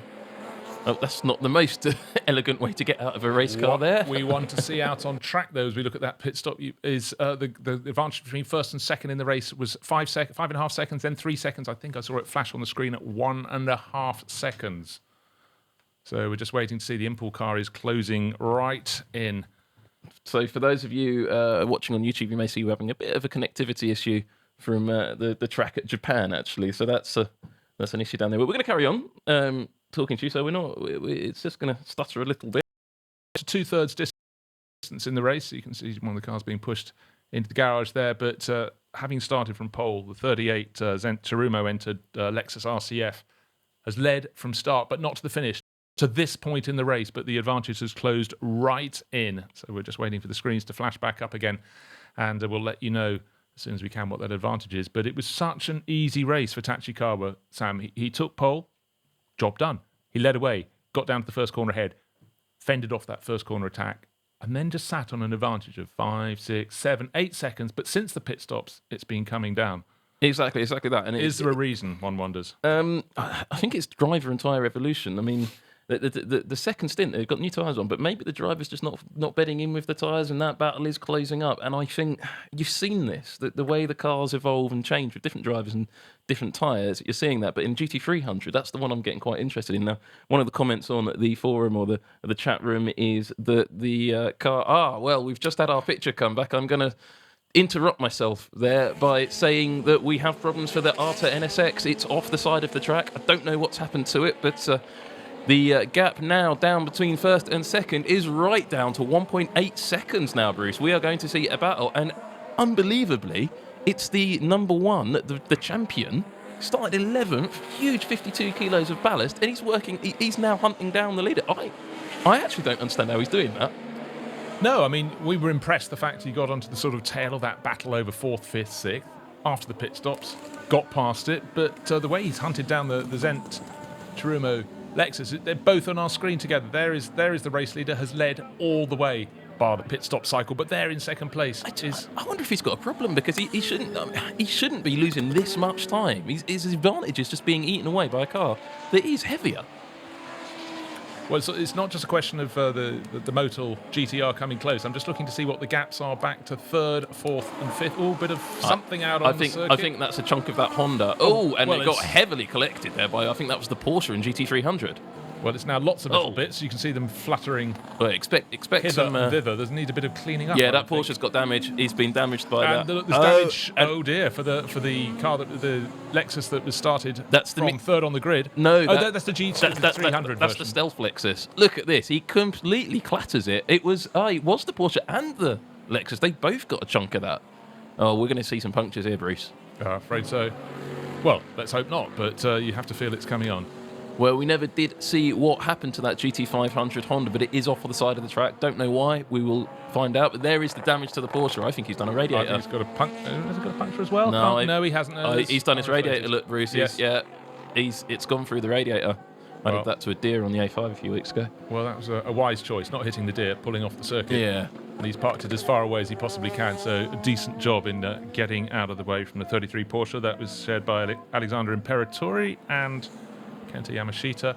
Here's Look the at replay. this. I think he ducked out into the slipstream into trouble. Yeah, he just got that full on. And I think that's a bit of the Honda. I think the Honda had a tyre go down. We don't know quite what's happened to the Honda, but that is the end of the day for the Porsche. Well, we've not been looking at GT300. We've had a change of lead in GT300. The R to CRZ, which was the pole sitter, has retaken the lead. So I'm assuming that means the Lotus has finally made its pit stop. I think you'd have to, because the advantage last time I saw before the pit stops was over 20 seconds between first and second in the GT300 class. So back in its rightful place. But actually, this point in the race, 47 laps completed. We've got vast majority of the runners. I know we just lost that Porsche, but I think we've only had 5 retirements. So first to second from the 38 Lexus to the Ronnie Quintarelli pedals. 1.3 seconds. The Nissan getting closer and closer. The GTR closing in, as you can see. That's what 1.3 seconds looks like. The GTR quite tail happy as it goes around the penultimate corner of the lap, and then they've got the GT300 class leader in their way. Won't be for long. They'll blast past it down the start-finish straight. Now you're seeing debris. We've seen that debris from long ago. That was Jörg Muller's tyre carcass on the outside of the final corner. Luckily out of the way, but I reckon it's another 1/10 of a second or so gained on this lap as Quintarelli closes in the number one. Last year's championship winning duo, looking as though they could be picking off a win here this weekend at Fuji. They won. In fact, they haven't won so far this year. I'm just having a quick squiz down the. They did, of course. They won here last time out. They won in Fuji when we visited for round 2. They don't look too worried down there in the garage for the Motul team, but I'd like to have a look at the garage for the Zensurumo team, whose lead's completely evaporating now that it's down to a second. If this was Formula 1 and you needed artificial ways to spice up racing, they'd be in DRS range now, but here in GT 500, well, the balance of performance could be argued to be artificial. I just think it makes it nice and competitive. Yeah, no, I sort of go with you on that, but you don't need a stopwatch to spot the fact this gap is coming down. And there is no gap now, Bruce. He's going to be on the tail. Now, where's the traffic ahead of them? Okay, I think it's a question where they hit it, because we've seen at various pockets around the circuit there are huge bunches of cars. Right now they're in a fairly sparsely populated stretch of the track, but actually, how much is he gaining? Oh, he's gained another quarter of a second on this lap alone in the first half of it. And he's almost within range to get under the rear wing, through the final corner. Look how he gains it. Look behind him. There is a Petronas Lexus back there that wasn't there a few laps ago. I think the top 3 are all they could be. I noticed quite nicely. The top 6 were covered by 12 seconds a couple of laps ago, so it means some must be getting closer. There is our race leading pole sitting 38 Lexus, but right in behind now, right up the tail is the Motul GTR. Yes, you can see it, but I'd say it's about 3 second gap back to the car in third place. Oh, another car pulling off just on the exit of second corner. Just trying to see if that was the Lotus. I can't see, just on the right of the screen. That is the Lotus. Oh no, that might be one of the 86s. It's definitely one of the mother chassis cars there that's gone broken. But we do see that with the mother chassis cars. They tend to suffer a bit. There is the rather stylish, but not very fast, Subaru. That's the GT86. That is a car that is made of a Subaru BRZ, not GT86, of course, it is the same car.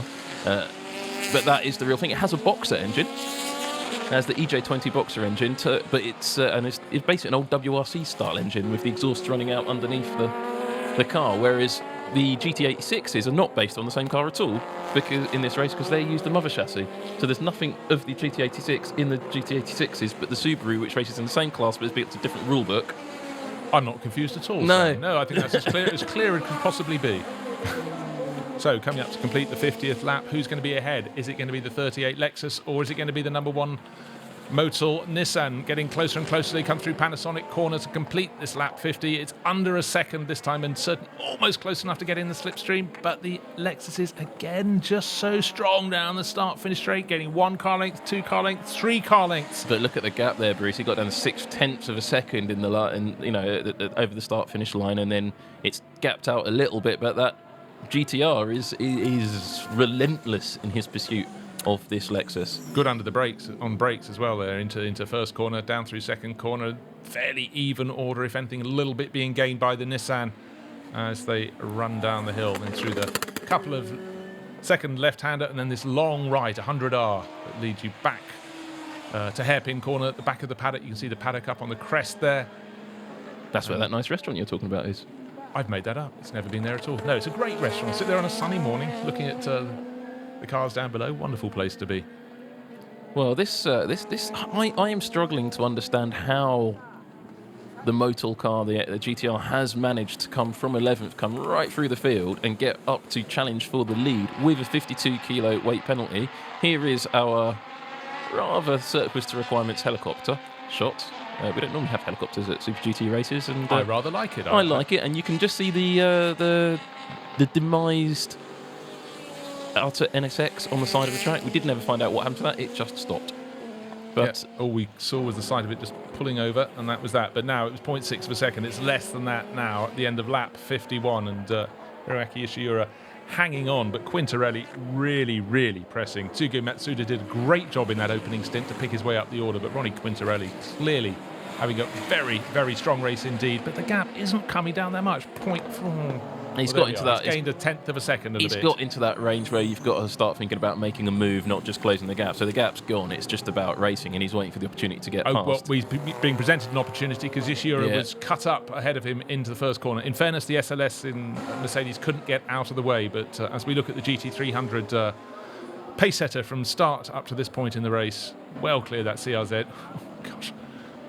And this is the battle for 4th place. That's Takuya been going Izawa. on for laps. For laps, lap after lap. I'm surprised we don't have more cars piled up behind them in this group because they're certainly delaying each other, but they seem to be sitting on about a 3 or 4 second gap back to those behind. In fact, probably a couple of second gap. I'm just looking to see, yes, another NSX coming up in the background, but Daisuke Sasaki in the D-Station GTR pushing very hard indeed, but it looks though Takuya Izawa has got the answers, holding down 4th place in the Ray Brigg NSX. For now, but time and again we'll see Sasaki get closer, but he just can't make that move. It's been yo-yoing like this, and this is something that's really, particularly this year, but to an extent last year, is this yo-yoing between the cars as they evolve through the grip. Well, we're seeing the GTR now, as I was saying, that gap's gone, and he's got a run on him going up to the final section of the lap, and I think he's going to make that step, Bruce. Either that or he's going to find Jörg Muller's tyre carcass right in front of his car, but he's decided to take a tighter line on the exit. Now he's closer than he's ever been before. It's 0.527 of a second last time around on the start-finish line. This time he is properly in the slipstream, or would be if he chose to do it, but we've seen this with the GTRs.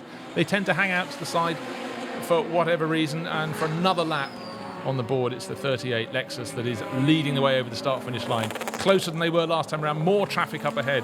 GT300 GTR in the way, and even closer as they come out of the first corner, down the hill, through the second corner. The GTR from the 300 class is out of the way. They've dispatched it, and they've got the Subaru up ahead of them now as they go through the left-hander that leads down to 100R, but the Zent Chirumo entered Lexus still leading the way. Where is the GTR? It's done the hard job. It's fought its way up through the order, gained 10 positions, well, 9 positions so far to get up into second. Where will it make its move to try and go for the lead? Who paints a GTR pink? Someone who's painting in black and white. I don't know. I don't know. There is a pink GTR out there in GT300. I've always wondered who comes up with that idea. Well, it's got damage on it anyway, the pink GTR, but it's not really been a factor in this race, rather like the Subaru. Okay, look how Ishiura worked the traffic beautifully there. He's doubled his advantage out to about 0.6 of a second now, but so unfortunately for Ronnie Quintarelli, he's got to just try and make it better through the traffic next time around. He will undoubtedly close onto Ishiura's tail. He's clearly got the speed to do that. Doesn't seem to have the answers on the open road to make a move for the lead in the Motul GTR, but he's going to close again right towards the tail of the Zent RCF, which you can see just jinking to driver's right as it goes up the start-finish straight. This is the battle between Sasaki in the green and black GTR, and Takuya Izawa for the blue Raybrig NSX. And it's still the advantage with the NSX, but this is as close as Izawa has been to being overtaken by Sasaki. Sasaki, he said he tried to go for the inside a few laps ago, and we have had the place change. Yes, we have. The D station has just nosed ahead, but as we go up to the first not corner, done. No, they touch. He's lost it again. Ooh, down the inside. Yeah. What a good move there from Sasaki. It looked as though he'd shot his bolt. It didn't come together, but he had enough braking to get down the inside. Now, I reckon he's going to pull away. I think he will indeed. If he didn't get... I don't think that touch was hard enough to do any damage, but these cars are quite sensitive to contact. Well, two cars I think I wouldn't be too surprised to see in contact at any moment now will be this GTR and this Lexus battling for the lead of this race. I just wonder, Bruce, is the Zensarumo Lexus just driving to a pace to save those tyres to the end of the race? Well, he's not looking bold in attack at the lead of this race. He's doing just enough to stay ahead. But yeah. He's got to be worried. I mean, Quintarelli is so close now. There can be a slip up in traffic and all that good work is undone. I think Quintarelli's just simply got more pace at this stage. But we still have more than 10 laps remaining. We have another dozen after we've completed this one. Gosh, it's flown past nearly 54 laps here at the Fuji Speedway. We've had fabulous racing from the start right up to this moment, and it's far, far from over. So it definitely wasn't the Lotus that pulled off, because that's it running around, the GT300 Lotus. They dispensed with that very easily. But, well, maybe Ishiura is running to a pace. He just seems to be controlling it. But once a car gets within half a second of you, not the biggest worry. No. I mean, this is brake dust off that Lexus there as well. We're seeing that on quite a few cars. Not quite as the Lexus seem to pump out a bit more brake dust at this point of the race than the other cars, but they do have slightly different setups between the different cars. They are all using the same monocoque chassis in GT500, with the exception of the Honda, which is a slightly modified one. And they all have the same engine rules, but not the same engines, but they all have the same gearboxes and largely the suspension components, but there are some differences between them. Yes, but notably we saw when James Rossiter was braking very deep into first turn, again and again he was brake dust pouring out of the front of his Petronas Lexus. Now, what can Quintarelli do in this Nissan? He's got so close. Through the twisty parts of the circuit, he can do nothing. He's just that little bit neater. It just seems to turn in better. He needs to do something, because at the moment he's going to be hurting his tyres, Bruce, because he needs to get past and get into a bit of space.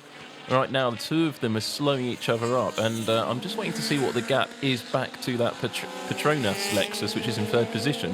We haven't spoken much about that car because it's not in the battle at the front or the battle for fourth or fifth. But it's in between the two, and I believe he might be combing in on the back of them. I think he's about 3 seconds behind. I think I saw him just coming into Panasonic corner as they were going out of it. But all attention on the race leader, Hiroaki Ishiura. Can he hold off Ronnie Quintarelli? I think the answer we know is yes on that run down to the first corner. We'll see him brake very heavily. We'll probably see some smoke dust, brake dust coming out of the car. But then closing up as they go around the GT300 Lamborghini again is the Nissan. Gets in close behind, just can't do it. And there is the Petronas car, so about 3 seconds or so. Yeah, you have to say that. But he's being caught by Sasaki there. Yeah, Sasaki's homing in on the back of that. This is again, with 11 laps to go, this is a very Super GT, GT500 typical end of race here on Nismo TV, with the whole field clumping up together at the end in one of the two classes. Well, I don't think it's going to happen in this class. Even with the 32 kilos of ballast, the Arta CRZ has really not had much in the way of opposition all race long. Sounds good too. You're talking about how there's a bit more ambient noise, and certainly that sound was great. The Leon SLS we saw that's running second in class. Hiroki Kurosawa started that car. That was in the thick of battle, lost a bit of ground as it was being harried by Seiji Ara and assorted others. Then we saw Bjorn Verdheim move past in his SLS, but back into second in class, and the laps are ticking down. You'll come up to, we have 10 laps to go after this one. Gap between first and second we know is half a second. But second and third was about 6 seconds. I sort of the foreshortening effect on the start-finish straight. I thought it might be 3 seconds. I wasn't looking at the clocks, but 6 seconds is the gap between second and third place. See, there is Hironako, and you can see a picture there of Bjorn Werdheim. He doesn't actually look like that anymore, though, does he, Bruce? No, he's become sort of like a Greek Orthodox priest with a great big beard. Yeah, very impressive. And he's grown it very quickly as well. Well, he's there is the car that was started by Bjorn Werdheim. moved up into second in the GT300 class, now running in third in class and looking very tidy. Great looking car. I really do like it in that sort of gunmetal. It is. It's a good looking car. I wonder if it's going to continue as a GT300 car next year with the new Mercedes AMG GT3. Will be in competition next year. Will the teams opt to buy the new cars or stick with the one they know? That's a question that they're all going to be facing, particularly if they're in a BMW or a Mercedes car.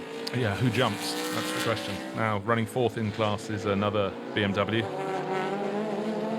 And that was started by Mori Onita, and it's now Shigekatsu Wakisaka going well in there. So that's not the car that we saw Jörg Müller limping into the pits with. That's No. lost a lot of ground in the Jörg class. Müller's team obviously is one that will switch, but will they switch to a GT500 car sooner rather than later? It is the stated intent of that team to go up into GT500 with a BMW DTM car, but only when BMW's new engine is ready to hit the track.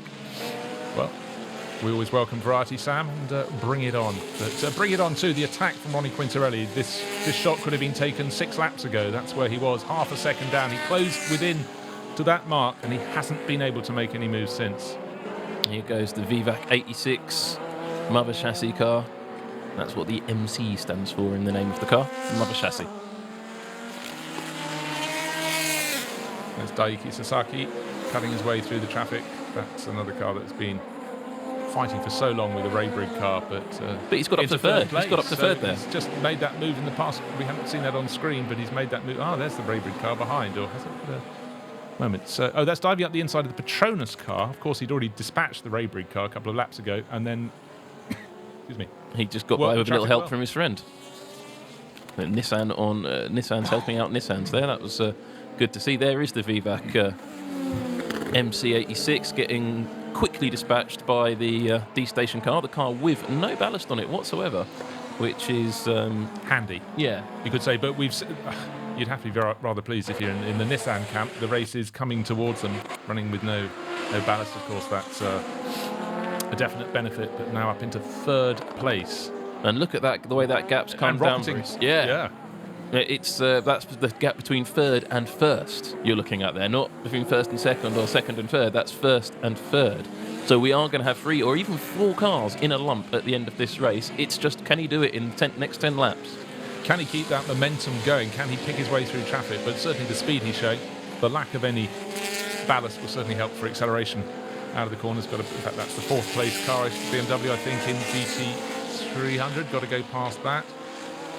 No question. I mean, I said at the beginning of this this broadcast, Bruce, and I look like I'm going to end up being corrected by circumstance once again, is that I didn't think this was going to be a race for the GTRs, and right now we have the distinct potential of a GTR 1-2, but there is a small matter of the Zensurumo Lexus to deal with first.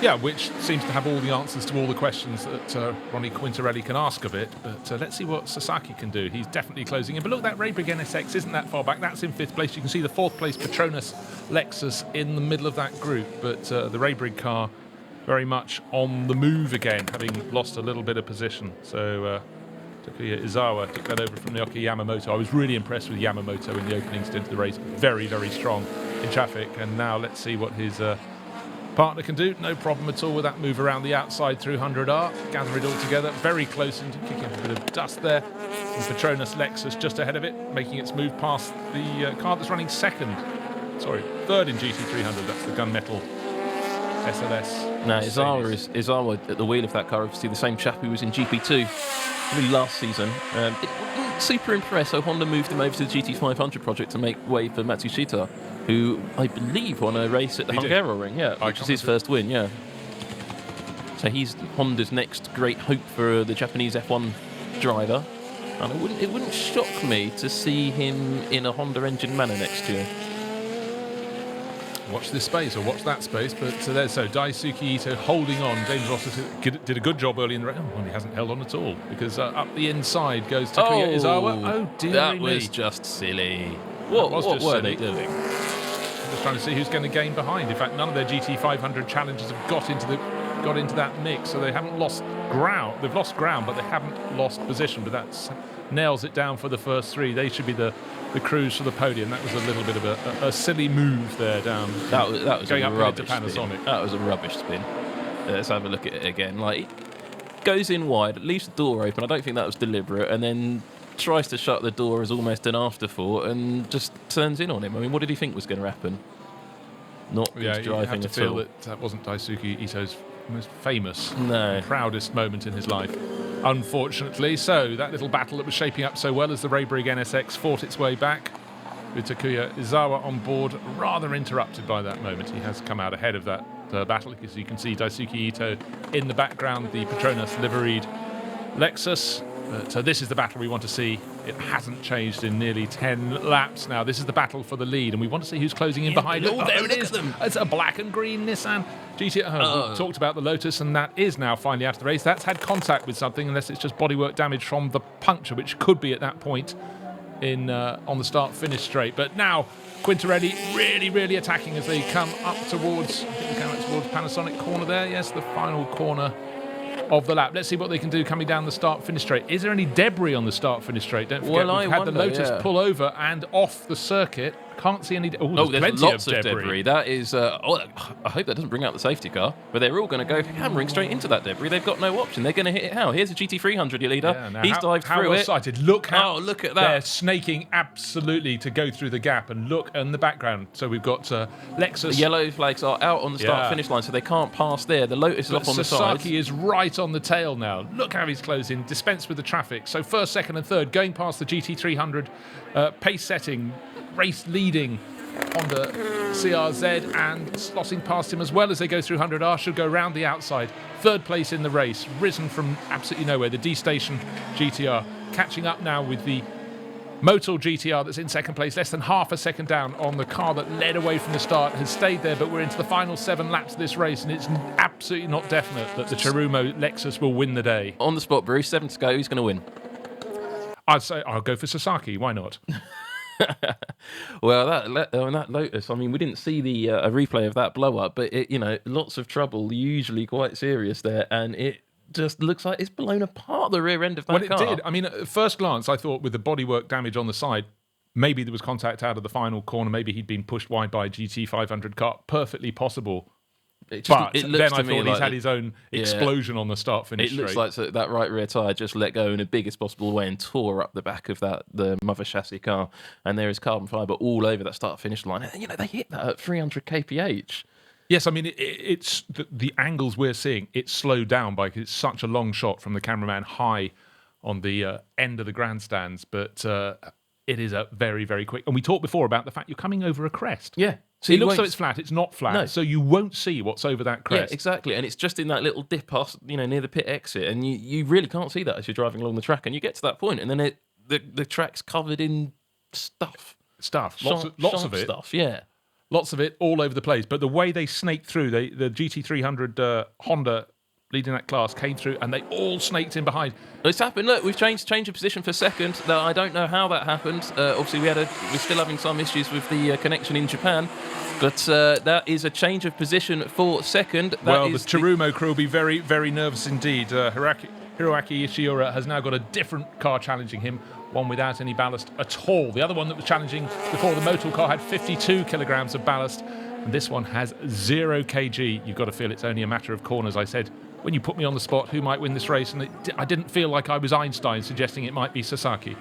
Yeah, and I think this is going to be, you were right when you called Sasaki, but I don't know, they've still got some to go, and we've seen cars have contact at this track before and change of first and second, but the Sasaki in the number 24 Nissan GT R is moving around the back end of that car. I think his tyres are coming to the end of their useful life, and that certainly seems to be the case for the Zensuruma, unless he's been driving to a pace and saving it up. Well, you did suggest that, but Sasaki, why has he got no success ballast? Because they've had no success this year. 11th and retirement. So it looks bizarre if you look at the championship table. 11th retirement, possible victory. But when you have this success ballast, these things can happen. But certainly Michael Krum did a really good opening stint in the race. Kept all the NSXs very honest ahead of him, got his way onto their tail, and since, Sasaki has done a fantastic job. And of course, in that car with Sasaki, it was Michael Krum, after Lucas Ordonez gave way for him to come and do this race. And Ordonez now probably watching this at Silverstone, being incredibly frustrated because he stepped out the car, and then the car goes and wins after having a terrible run of season so far. Yes, of course, he'd have to say, but I gave you that opportunity by not giving you any success ballast. Yes, exactly. Grasping at straws. Yeah, exactly. So Lucas Adonis is probably sitting there looking quite grumpy, as he does in the poster for this race.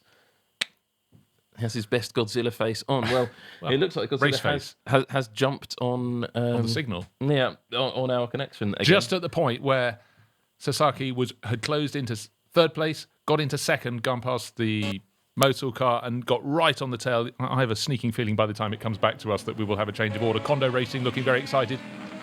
The move has been done. Yeah, it must because have been. There is the Zent car, Zent Lexus in second place. Now that's being pushed again by Quintarelli, as it has for lap after lap in the motor car, but clear and pulling away the black and green GTR. 5 laps to go in this race. It's going to be 4 laps to go anytime soon. They're coming up to Panasonic corner at the end of the lap. There is the gap between the black and green race-leading Nissan. And as ever before, the 2 red cars, the Lexus and the GTR, fighting, but this time not over the lead. And can Quintarelli finally make a move? But of course, unlike the Sasaki car that took the lead, he has 52 kilos of success ballast, and it's weighing heavy on him, I'm afraid. Well, I think it's the problems we've been having with this feed so far in this race is down to something at the track rather than on NISMO. A conspiratorial person might say that Nismo.TV showing Nissans overtaking Toyotas at Fuji Speedway isn't particularly politically correct for a Toyota-owned circuit. What are you trying to say, Sam?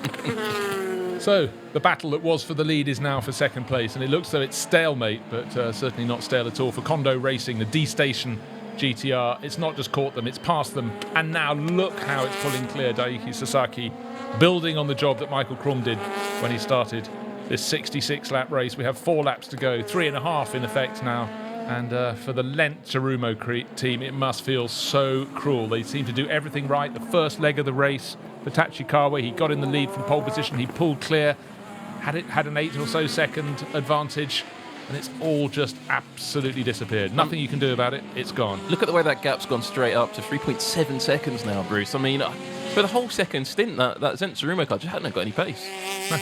No, I don't know what's wrong with it, but... Well, I actually also wonder how many cars out there might, at this stage in the race, with all that shrapnel on the track, be started to run with tyres that aren't performing as they should because they've got other bits in them. From this point, you can't see any of the damage. It's over that little crest on the start-finish straight. It's where it's strewn. Now you can, actually. You see all these bits and pieces of stuff, strewn all over the track. There you go, very clear view of it. And the guys are having to jink around it on the start-finish straight. Now, in Europe, this would have brought out a safety car, but just Japan, and they have a slightly different attitude towards things like that. Yeah, well, there's our race leader, started by Michael Krum. Daiki Sasaki, well, he's actually got clear track ahead of him. He's fought his way onto that group and is now just sprinting clear. But at this point, he can pace it. They're not going to get back at him. He's 2 or 3 seconds clear. He's actually got clear track ahead of him, which is a rarity when you start with 44 cars here at the Fuji Speedway. And as he goes through 100R and up to hairpin corner at the bottom side of the paddock there, it's just all ahead of him. He's done the hard work. He's led the chase. He's caught up. He's taken the lead, and now he's just got to stroke it home. So, I've been asked a question on the chat room here, does the ballast improve the grip? Actually, it doesn't really. And something else that the ballast does is it eats your tyres up a little bit, and your tyre life will drop off. And that's, I think, why we've really seen this D-Station car come into its own. It has no ballast, so it's made its tyres last a lot longer. So that's its big advantage. The reason the Zent Tsurumo car is fading is I don't think there's anything to do with ballast, because the car that's chasing it down at the moment, which is the #1 Motul Ortec, the GTR, that car has loads of ballast. It's 52 kilos compared to 22 kilos on the Lexus, so we're not quite sure what's gone on with the Lexus in the second half of this race, but he went from an easy lead to nothing, really. Yeah, I mean, he done all the work. I think there must be some slight mechanical niggle that's really playing off, because I certainly think it's not a driver issue. But for Sasaki, with 2 laps to go, clear track. Now the Petronas, is that the mock one? No, that's the real one. That's the real one, yeah. Okay, so that's change of position there, because Drago NSX with Kagure is now ahead of Daisuke Ito. So we saw that silly moment from Ito when he tried to make the move on the Raybrigg NSX, and it's all rather gone backwards from there, unfortunately. So I love that camera angle, Bruce, where you're looking down the straight just over the hump, and it looks like the cars are all coming towards you very, very slowly. You suddenly realise, oh no, they're all doing 300 plus kph at you. Yeah, some of the ones far away, at least half a mile off. Yeah. But you can see them all the same. But Ito trying to atone for loss of place, but Koguri just about got it covered. It actually looks like Ito's got a bit more speed in his car, but he's got to be very careful about where he makes a move. Around the outside at 100R, it's a long way round, and you go on the dirty part of the circuit, and we've seen time and again cars who take that wide line, they come towards the hairpin corner, there's dust all over the place when they're off the racing line. He got really squeezed there by Godzilla's pink cousin. And I think that is part of the game here in Super GT, is to deal with these GT300 cars. Well, we've got right at the end of the race, the Jim Gaynor SLS holding down third place. That's the gunmetal SLS. But behind, we've got Wakisaka closing. And then I think it's mandatory to have a BMW between two Mercedes at any given point in this race. You have to always read the rules before the start of the race and adhere to them at all times. Well, it's the Super BMW. It's the JMS BMW Z4 with Wakisaka at the wheel, suffering all sorts of understeer as he went down to 100R. So look, it's the Calsonic car, the arch rival of the Motul Ortec GTR. Well, Calsonic car has come and joined in the party. Come from 7 seconds down to nothing over the last few laps, and he's going to be on the case of the Zenitsurumo car as well. And I don't think that we're always talking in this series about the red car and the blue car having a race, and it is always these two battling at some point in a Super GT race. That also must be in the rules that these two cars have to have a bit of a ding-dong. Well, I think that's good news, I'd say, for the Lent car. It's actually taking the pressure off. He should be able to hold down. Final lap should be able to hold down second place, because you certainly felt, though, if Quintarelli in the Motul GTR was going to make a move, he'd have done it by now. Now he hasn't got that option. He's just got to simply fight all he can around this final half of a lap as he goes out of hairpin corner. Oh, is he going to lose third place now? He was hoping for victory in this race. He got pushed back by another GTR, the D-Station car. He's run out of tyres. He's run out of tyres, Bruce. He's run out of tyres. That ballast has really come to tell, and he's just doing everything he can. He's going to turn him around? No. That's worked totally against him. Unfortunately, that Lamborghini left him very, very few options through Dunlop corner. It's kept out of the way now. There was nowhere the Lamborghini could go, but certainly that cemented the move.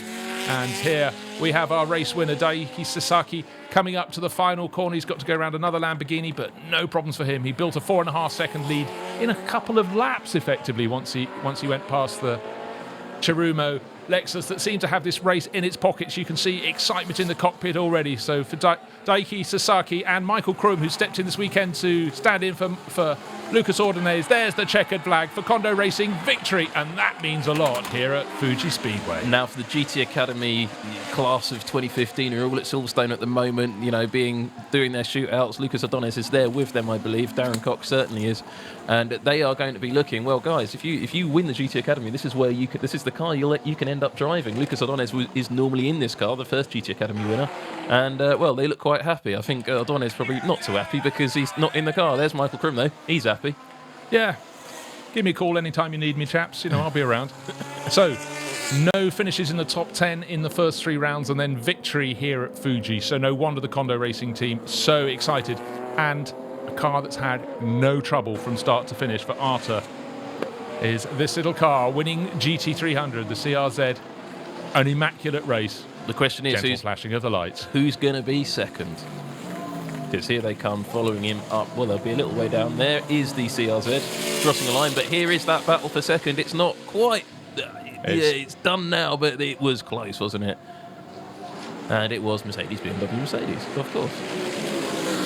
Yeah, so there's the Jim Gaynor car. No, it wasn't. There was a position swap just at the end there, Bruce. It was Mercedes, BMW. Yeah, no, what happened? The Leon car had got ahead a handful of laps ago, and that battle was for third place. Jim Gaynor's car, the Mercedes, and the BMW from JMS tucked in behind. So Honda all the way in the GT300 class. It definitely wasn't Nissan all the way in GT500. They came from nowhere.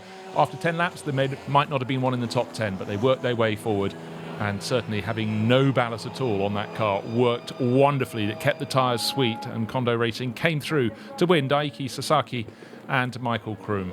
And Arta won the GT300 class very comfortably indeed. Shinichi Takagi took pole in the class. He started the race, and Takashi Kobayashi finished it off. So a great afternoon's racing at Fuji Speedway for the Arta team. Unfortunately, the sister car in the GT500 class, it ran second, ran third, and it ran off. We don't know yet why it pulled off the circuit, so no double for them. But the day belongs here at Fuji Speedway to Nissan. They finished first, third and fourth, with the Lexus that started on pole position from Chirumo team finishing in second place, but it had no answers at the end of the race when it was all to do with the black and green GTR. Well, I'm pretty sure that my Twitter feed's going to be full of people saying, this isn't going to be Nissan's race then, is it, Sam? Yeah, right. It clearly has been Nissan's race, and there'll be one happy Darren Cox there tuned into all of this. We will be back with Nismo TV at the Suzuka 1,000 kilometres, but stay with us now because we will have the podium formalities to come, and that's always enjoyable. Looking forward to it. I think it's been a great race. 66 laps have absolutely flashed past. Now they've got a chance to clean up the track. All that shrapnel on the start-finish straight, but the racing was extraordinarily good from the outset. 3-4 abreast. The GT300 action was furious. Yeah. The GT500 action was more controlled, as you would expect. Quality of the drivers at the top end absolutely tip-top, and coming to the wrong way into the pit lane, but you're allowed to do that at the end of the race. So the GT500 class belongs to Kondo Racing and Nissan at FUJI. That's round 4 of the championship, and it's been a really, really good mix. We couldn't have called that race. We struggled to do so as we went through the event. We got to about lap 15. It was rather clear the black and green D-Station car here from Kondo Racing was on the move. Picked its way past the NSXs and then got in on that lead battle. And in short order, went past. You'd have got some good odds on that, but you're not allowed to gamble on motor racing in Japan. So, but you would have got some good odds on that race, because I would never have picked that car. Well, I certainly didn't pick this car or any of the GTRs to have strong performance, yet we see 3 GTRs in the right at the top of the field with only a few other non-Nissan interlopers in it. Toyota's home track, that's going to be painful. Well, depends on whether you're in Yokohama or whether you're in Toyota in Tokyo.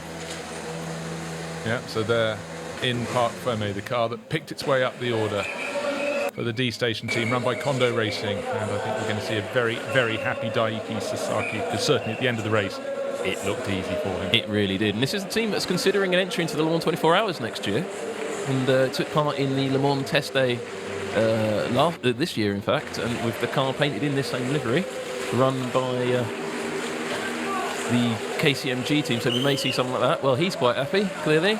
Yeah, just waiting to see how quickly Michael Krum can get up to congratulate him. And I'm sure messages being fired over as we speak from Lucas Ordonez, a very gentlemanly driver who accept that, you know, he had to be somewhere else this weekend, but this weekend of all weekends he'd have loved to have been at Fuji. And he's on the poster. The poster got it right, though. The poster picked out the race-winning car, just the driver didn't turn up. And there is the winner of the GT300 class, the CRZ. That was also on the poster. So following the script, so to speak, that is one of the coolest looking racing cars in the world, in my opinion. Just look at the pit lane there. You can see how it undulates as it comes towards the exit. And in fact, all of Fuji Speedway, plenty of undulation, which is one of the reasons it provides such good racing. And Arta, Honda CRZ. There's Daiki Sasaki. Yes, yeah. Well, that was a win. He's definitely happy. Well, and by looking at those on the chat room, you can keep subscribed for more of this stuff coming up. But those on the chat room, Rab's clearly quite happy with Gojira. It was the big battle cry for the victory from Nissan, and I think there will be some very happy people. August 30th, next race, Suzuka. Stay with us now, because we will have some input from this lot who've just won. And let's have a look at well, he's just been out for a summer drive, hasn't he, in that CRZ? Well, I mean, we saw quite a few... Oh, we've run someone over. That's terribly unlucky. I don't think you meant to give the car the hug, are you? Well, for the Arta team, that's a great result. We've had no Honda wins in the first 3 rounds. There's Michael Krum. He's grabbed Daiki Sasaki, and anytime you want me, chum, I'm there to help you win races. Yeah, and, well... Crum's happy, but not as happy as Sasaki. Sasaki's in tears. And I think that's also both the Honda drivers there feeling pretty happy as well. Not surprising. They've had a fantastic run here. Well, they dominated, didn't they? You could say they were helped a little bit by the fierce fighting behind, but they'd left it for dead. They were way clear in the Arta CRZ and left those to scrap behind them, the Mercedes and the BMWs. But for Daiki Sasaki and Michael Krum, that was a very, very good afternoon's work. There's the fans, some of them happy, some of them not. Some of them leaving. Some of them not. So 4.7 seconds was the advantage at the end, and then for Oliveira at the end of the race. Yeah, so disappointment. He got past Yes, of course he did on that final lap. Yeah. Going completely mad. Yeah. I was thinking, yes, it's Quintarelli. Quintarelli dropped back to 4th place overall in that last lap. That's got to be disappointing for that Motor or Tech team, because they looked at one point like they were going to win. Well, looking in GT300, lights to flag, only 9 seconds at the end, but I think the Alta CRZ probably backed off. Then the two Mercedes want the Leon SLS and the Gainer Tanax SLS ahead of the LM Corsa Z4, and then the first of the mother chassis cars coming in 4th position. We saw Richard Lyons' Audi R8 struggle. Richard Lyons, former GT 500 champion, but now racing in GT300 class. And the Petronas Lotus 1-point race leader expiring in a spectacular fashion on the start-finish line and, redesigning the course, so to speak. With it. Well, effectively installing a slalom on the start-finish straight as they had to weave their way through, but they did manage to clear it. I'm glad we didn't see any other drivers picking up damage off that the debris from the blowout on the start-finish straight. And Sasaki looks like he's actually had his batteries taken out. He really worked hard at the end of the race, and Michael Krum, of course, did the opening stint, so no wonder he looks the cooler of the duo.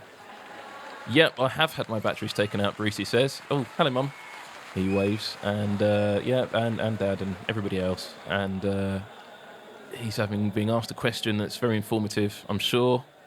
He's talking in Japanese, that's why we can't hear him. And I drove around a bit, and this bloke Crum gave me a car, and it worked well. And yeah, I'm knackered. I want to go to bed. Yeah, I'm a bit sad now. I'm absolutely done in. And then there was this other cars, and I didn't expect it, but then suddenly they said, "Oh, you've won, and you can have a new hat."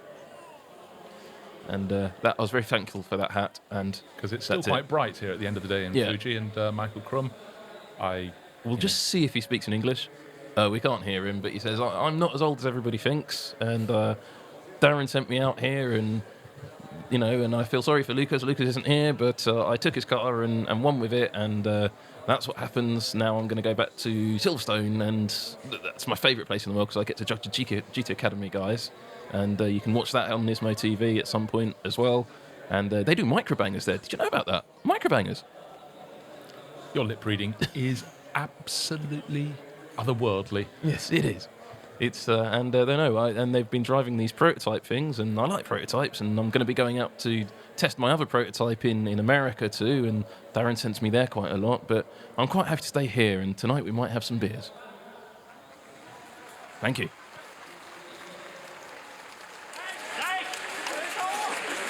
You can hear a level of applause. And I think whenever you get a surprise winner, it's all the sweeter. I mean, it was a fantastic race here at Fuji Speedway, but the added bonus of people picking their way up the order really made for great interest. As you said, Hondas did seem to lose a bit of form late in the race, as you predicted, but you couldn't have predicted the way that the Nissans would come through. And Aguri Suzuki standing in the middle, very proud of his charges, but they had it all their own way from the start, did the job in qualifying, but then in the race just in a class of their own. So here we go, and we should get some questions. So I was this is Takashi Kobayashi speaking. I was out there, and I just wondering if anybody else had turned up. I saw some GT 500 cars, and it was really hot in there. I haven't got any air conditioning because Guri won't pay for it.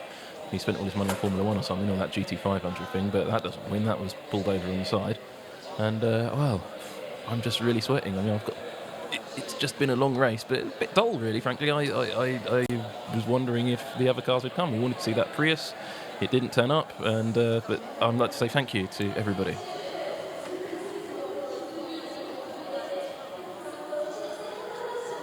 And the question is, how long can you smile for? Were you smiling all the way? Yes, I was smiling all the way around those laps, and I couldn't stop smiling. Mainly because Aguri pays me to smile quite as much, because we want to smile better than Good Smile Racing. It was Hatsune Miku on the car. Well, we've got an orange car, and it's super autobacks, not just autobacks, and we've performed super today. We've got girls in orange who stand behind us. They're not marshals, they just follow us around. It's really fun. Arigato. Now of course we're going to have a question for Aguri. And what do you reckon he's going to be saying, Sam?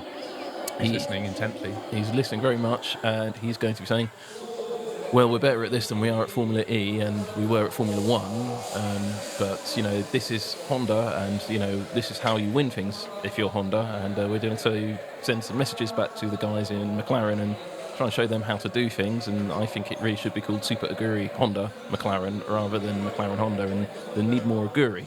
Aguri is super, clearly, and that's why we are in front. And my boy is here, particularly him, because he's the one who pays for everything. And that's why it's more Aguri, more Honda. And as I say, thank you for paying for everything. Thank you very much. And we will go and visit our friend Mr. Orange Jacket. I'm looking around to see if he's turned up yet. I've got his flag, and that's important. And thank you, is what they said. So, yeah, he knows he's in first position. And he's got 2 flags. It'll be interesting to see if he can carry 2 flags and a trophy and a check on the podium as we're going Well, to you come put and the see. flags down in that instance, don't you? Well, they sometimes juggle a bit. Do they? Yeah, Okay. yeah, it's going to be quite interesting to see that. So, really interesting 66 laps of racing at Fuji Speedway. It really was, Definitely it was going the way of Lexus. They seem to have it totally taped. GT300, the Honda had it totally taped, and it kept to that script. But for the Lexus, it'd be interesting to know if there was a slight mechanical glitch late in the race, but it just didn't have the pace. The last 20... Well, pretty much since the pit stops. Yeah, the last half of the race. It faded as soon as he came out of the pits and really didn't. Well, there we've got the points ranking. The number 12 car now topping the order in the GT 500 That's championship why it was race. important on the final lap. Also, Oliveira got past Quintarelli. So last year's champions pushed back into second place. Caldarelli and Hirakawa down in third. Tachikawa Ishiura will be regretting their loss of form late in the race because they are in fourth place. No, that really was a crucial part. And going into Suzuka later this month, on the 30th of the month, you will have another bit of a battle trying to get, I think, Quintarelli, and that is a track where the Nissans do well, but with that sort of performance at the end of the race, that's going to get them a bunch more ballast and fuel flow restrictions in a long 6-ish hour race. Well, in the GT300 Drivers' Championship, it's all about Andre Couto in the number 10. We didn't see him. We didn't really see, but he was out there, and, the 55 of Tagaki Kobayashi has moved up. Takaboshi and Hoshino sitting there just separate by 2 points there, but it's all a game of who can chase down Andre Couto. Bjorn Verdheim, 14 points now in the number 11 car behind the race leader. He still could get back into that title contention. So here's one for you, Sam. Do you want to shed weight ballast success ballast before you go to the big race at Suzuka? You probably do, I think don't you do. Yeah, you don't want to go maybe into... Quintarelli wasn't so silly not to fight too hard in the final laps. Well, you do wonder that if he could get a few kilos less, and that it doesn't, because carrying big ballast for 6 hours is a lot harder. It's a lot more of a penalty than carrying it for 66 laps of Fuji, which is really just a Grand Prix distance we've just seen. And it's not much more. Well, it is a Grand Prix distance. It's not that much of a hold-up. Well, we're going to wait for the podium and see Mr. Orange Jacket. That Marshall seems to be lost. Well, we can see it took 1 hour, 44 minutes and 4.7 seconds. Yeah, which is thereabouts. Single pit stop. Yeah, very tidy racing today. I think the circuit really does lend itself to GT 500 action, and then having the GT 300 cars scattered around in front of them just to provide a moving target, a chance to change your line. I think it was really good afternoon's racing at Fuji Speedway, and I take my hats off to the D Station team. Of course, having no success ballast really came good, and their tyres were still sweetish at the end of the race. And Daiki Sasaki chose his moments very well indeed, and the way he dispensed with the duo that were fighting for the lead, I was really impressed. Yeah, I mean, the driving standards. I mean, we were talking earlier in the race there when we saw the Honda having a run there around the outside. And now we're going to hear from Masahiko Kondo from Kondo Racing. He's a team director. Yes, that's quite funny.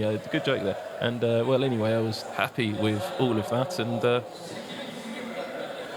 he's obviously, his car's done well. Well, it went well. And standing here trying to look measured and emotional. But actually, you just said a really good joke. And now I'm trying to get that out of my mind. But I've got to seem serious, composed. And, I'm on Yokohama tyres. And that's why it says so on my hat. And I'm looking at something in the distance, which is slightly too far away for me to see, but I'm going to keep looking at you as well. But there is something over there that's very, very interesting, and I want to go and look at it closer. And he's being asked about what it is in the distance and whether he wants to go over there. Yes, I do. I want to go to the podium and have a good look at it and see Mr. Orange Jacket. But yeah. And they're continuing this interview, which we have no idea what the interview is actually about, if you're wondering. And it's all in Japanese, and that's why we're not playing either sound, because we don't speak Japanese, and they won't do it in English. Well, thank you, but we know the guys on Nismo.TV are doing it, but I just got a new hat from Yokohama, and I was much more happy with that, and so I'm not going to do it in English. Oh yeah, well, I thought it was really funny to see the guys in the press room up there, and this commentary they're doing. It can get very silly at times, but the Japanese guys up there in the press room are not as much fun as those on Nismo TV. But we do have Nismo TV in Japan. Quite right. Yeah, quite right. So I think he's done quite a good stint, Masahiko Kondo, but he's still going. Good grief. Yeah, this is the longest stint than most of his drivers did in the race, and he's thanking them, and he's definitely thanking Yokohama for that new hat. And yeah, just so you can see the Yokohama logo, Yokohama. Do you know that Nismo is based in Yokohama? And he's looking up. Oh, someone put pepper in his eyes. Someone. He's free to go at last, and you see the fans coming down to take a closer look on the circuit, getting close to the podium. And if you haven't noticed, Yokohama. Oh, there you go. Lovely segue there. So we're not backed by Yokohama at all, but we are backed by a company that's based in Yokohama, Nismo. Very nothing. And here is the podium with some pretty unpronounceable watch company, the timekeeper. This is the sponsor, but we will probably see the GT300 winners first, I think. And that is what we're being told, probably. That was interesting. The Japanese for Autoback Super GT Round 4 is Autoback Super GT Round 4. There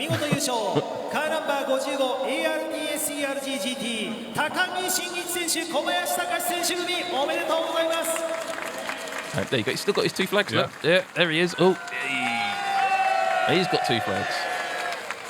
So that's Shinichi Takagi, the short of the two drivers, and Shigekatsu no, he's in the other car, sorry, that's Takashi Kobayashi on the right hand of your screen, but they dominated the GT300 class from the very outset. Second place in class went to car 65, which was the Leon SLS Mercedes, Haruki Kurosawa, Nayu Gamu on the podium, and third place, car number 11, which was another SLS, it was the Gainer car from Katsuki Hironaka, and the Bjorn Verdheim. There's the beard. There it is, yep. I'm sure he's trimmed it. I think he's trimmed it as well. I think it's slightly less of a beard than it was. I think he probably can get his crash on with all that facial fuzz that he had before. And I know you'll be listening into this after the race, so... well, I think it's adapted according to the temperature where you're going racing. That's a probably a good point, yeah, that's his low temperature beard. That's right. Well, here come the ladies, and he's not got an orange jacket on. And well, that's a nice trophy, isn't it? That's a proper racing trophy. Yeah. None of these sort of plastic circuit layouts. That's a real proper trophy. That. What if the lid comes off? Yeah, so you put down the flags. You're right, bro. Yeah. You have to put down the flags. He's struggling. He's struggling. Beginner's error, holding the flag. That's the grid girl saying, "Well done." You can probably hear in the background. And he gets a little trophy. He's not too happy. He's not. It's on Leon Crew. No, I don't want that. And, Bjorn seems quite happy with it. His mate doesn't know. We didn't see the second position guys get their trophy, but they have got them. So we didn't see that presentation. Flags on the trophy, that's the thing that we don't see in much of racing, but the sponsor flags on the trophy, I think that's quite a good thing. And what are they going to get? They're going to get the now here comes Mr. Orange Jacket to present the juice tray. The Freedom of Gotemba. Yep, there you go. Actually, what you do is you have to hold all of your trophy and your flags all in one go. And this is how you'll serve your drinks this evening in the bar on the romance car home. So you'll be sitting there, and you'll actually have to buy another ticket because you probably missed the last train home now. It's quite late in the afternoon, Fuji Speedway. But you will still be able to get back to Shinjuku in time. He's got a sore bar. That's what he's just telling us. Oh, and they're going to get something else now. They're going to get the big check. I think they're going to get the oversized check. Yeah, he's broken his flag. Look. Oh, that's a flag fail. Disqualification? No, yeah. It's late stage. Oh, it's a Honda racing flag, you see. So, yeah. Oh, they get a bit of wood. And what is the wood for? The Something Eco P the Water Award. Yes, for the waterworks. This is a new one. You get a bit of wood, something to do with waterworks. Best crying in Super GT, perhaps? That's for the crying when you got out of the car. That's what that's for. Yeah, he's got an award for it. Well, here comes a chap in a very sensible jacket. And with a bit of wood. Here you go, have this as well. He's going to get it. It's going to be the Honda guys again. They're going to be able to carry all these trophies down, aren't they? Yeah. Normally you get like a comedy-sized check. So now they've got some, oh, and I think they've broken the Waterworks trophy. Yes, they have. Yes, the Waterworks trophy has been broken. That's the one that goes to the back of the trophy cabinet of the tool, isn't it? Do you feel there's more? I think there might be more. I think the check's now coming. Is Mr. Orange Jacket going to come back? Oh no, they've now got to pick them all up. It's the mandatory trophy pickup session. Oh, he can't do it. He can't do it. They're over trophied there. Look. That's a fail. Oh, you've got to pick up the Waterworks trophy. Don't forget that. No, it's oh, he has. Got to be his cup. Yeah, he's got his cup, not his Waterworks. So they get a trophy for being the GT300 winner. They get a trophy for being the GT300 winner. And they get a trophy for the best trying on the podium. And they've got some flags as well. They haven't got a big check. No big check. That's why they were trying. Yeah, you can't. The bit of wood doesn't. You can't cash that in and take it for beers in the evening, can you? I'd be disappointed. I'd be protesting that.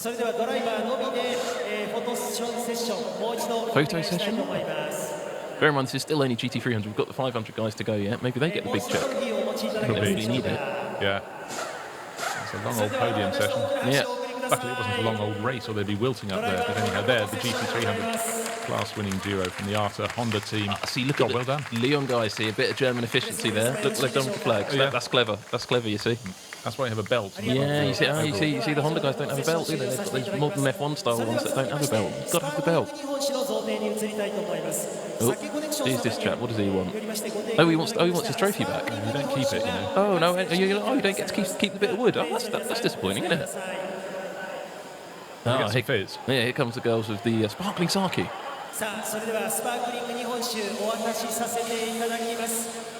And oh, they don't open it for you, though, do they? You've got to get the little metal cage off. Ah, no. There you go. There you go. That's technical development. That's even better now. That's the way to do it with the flags. Well,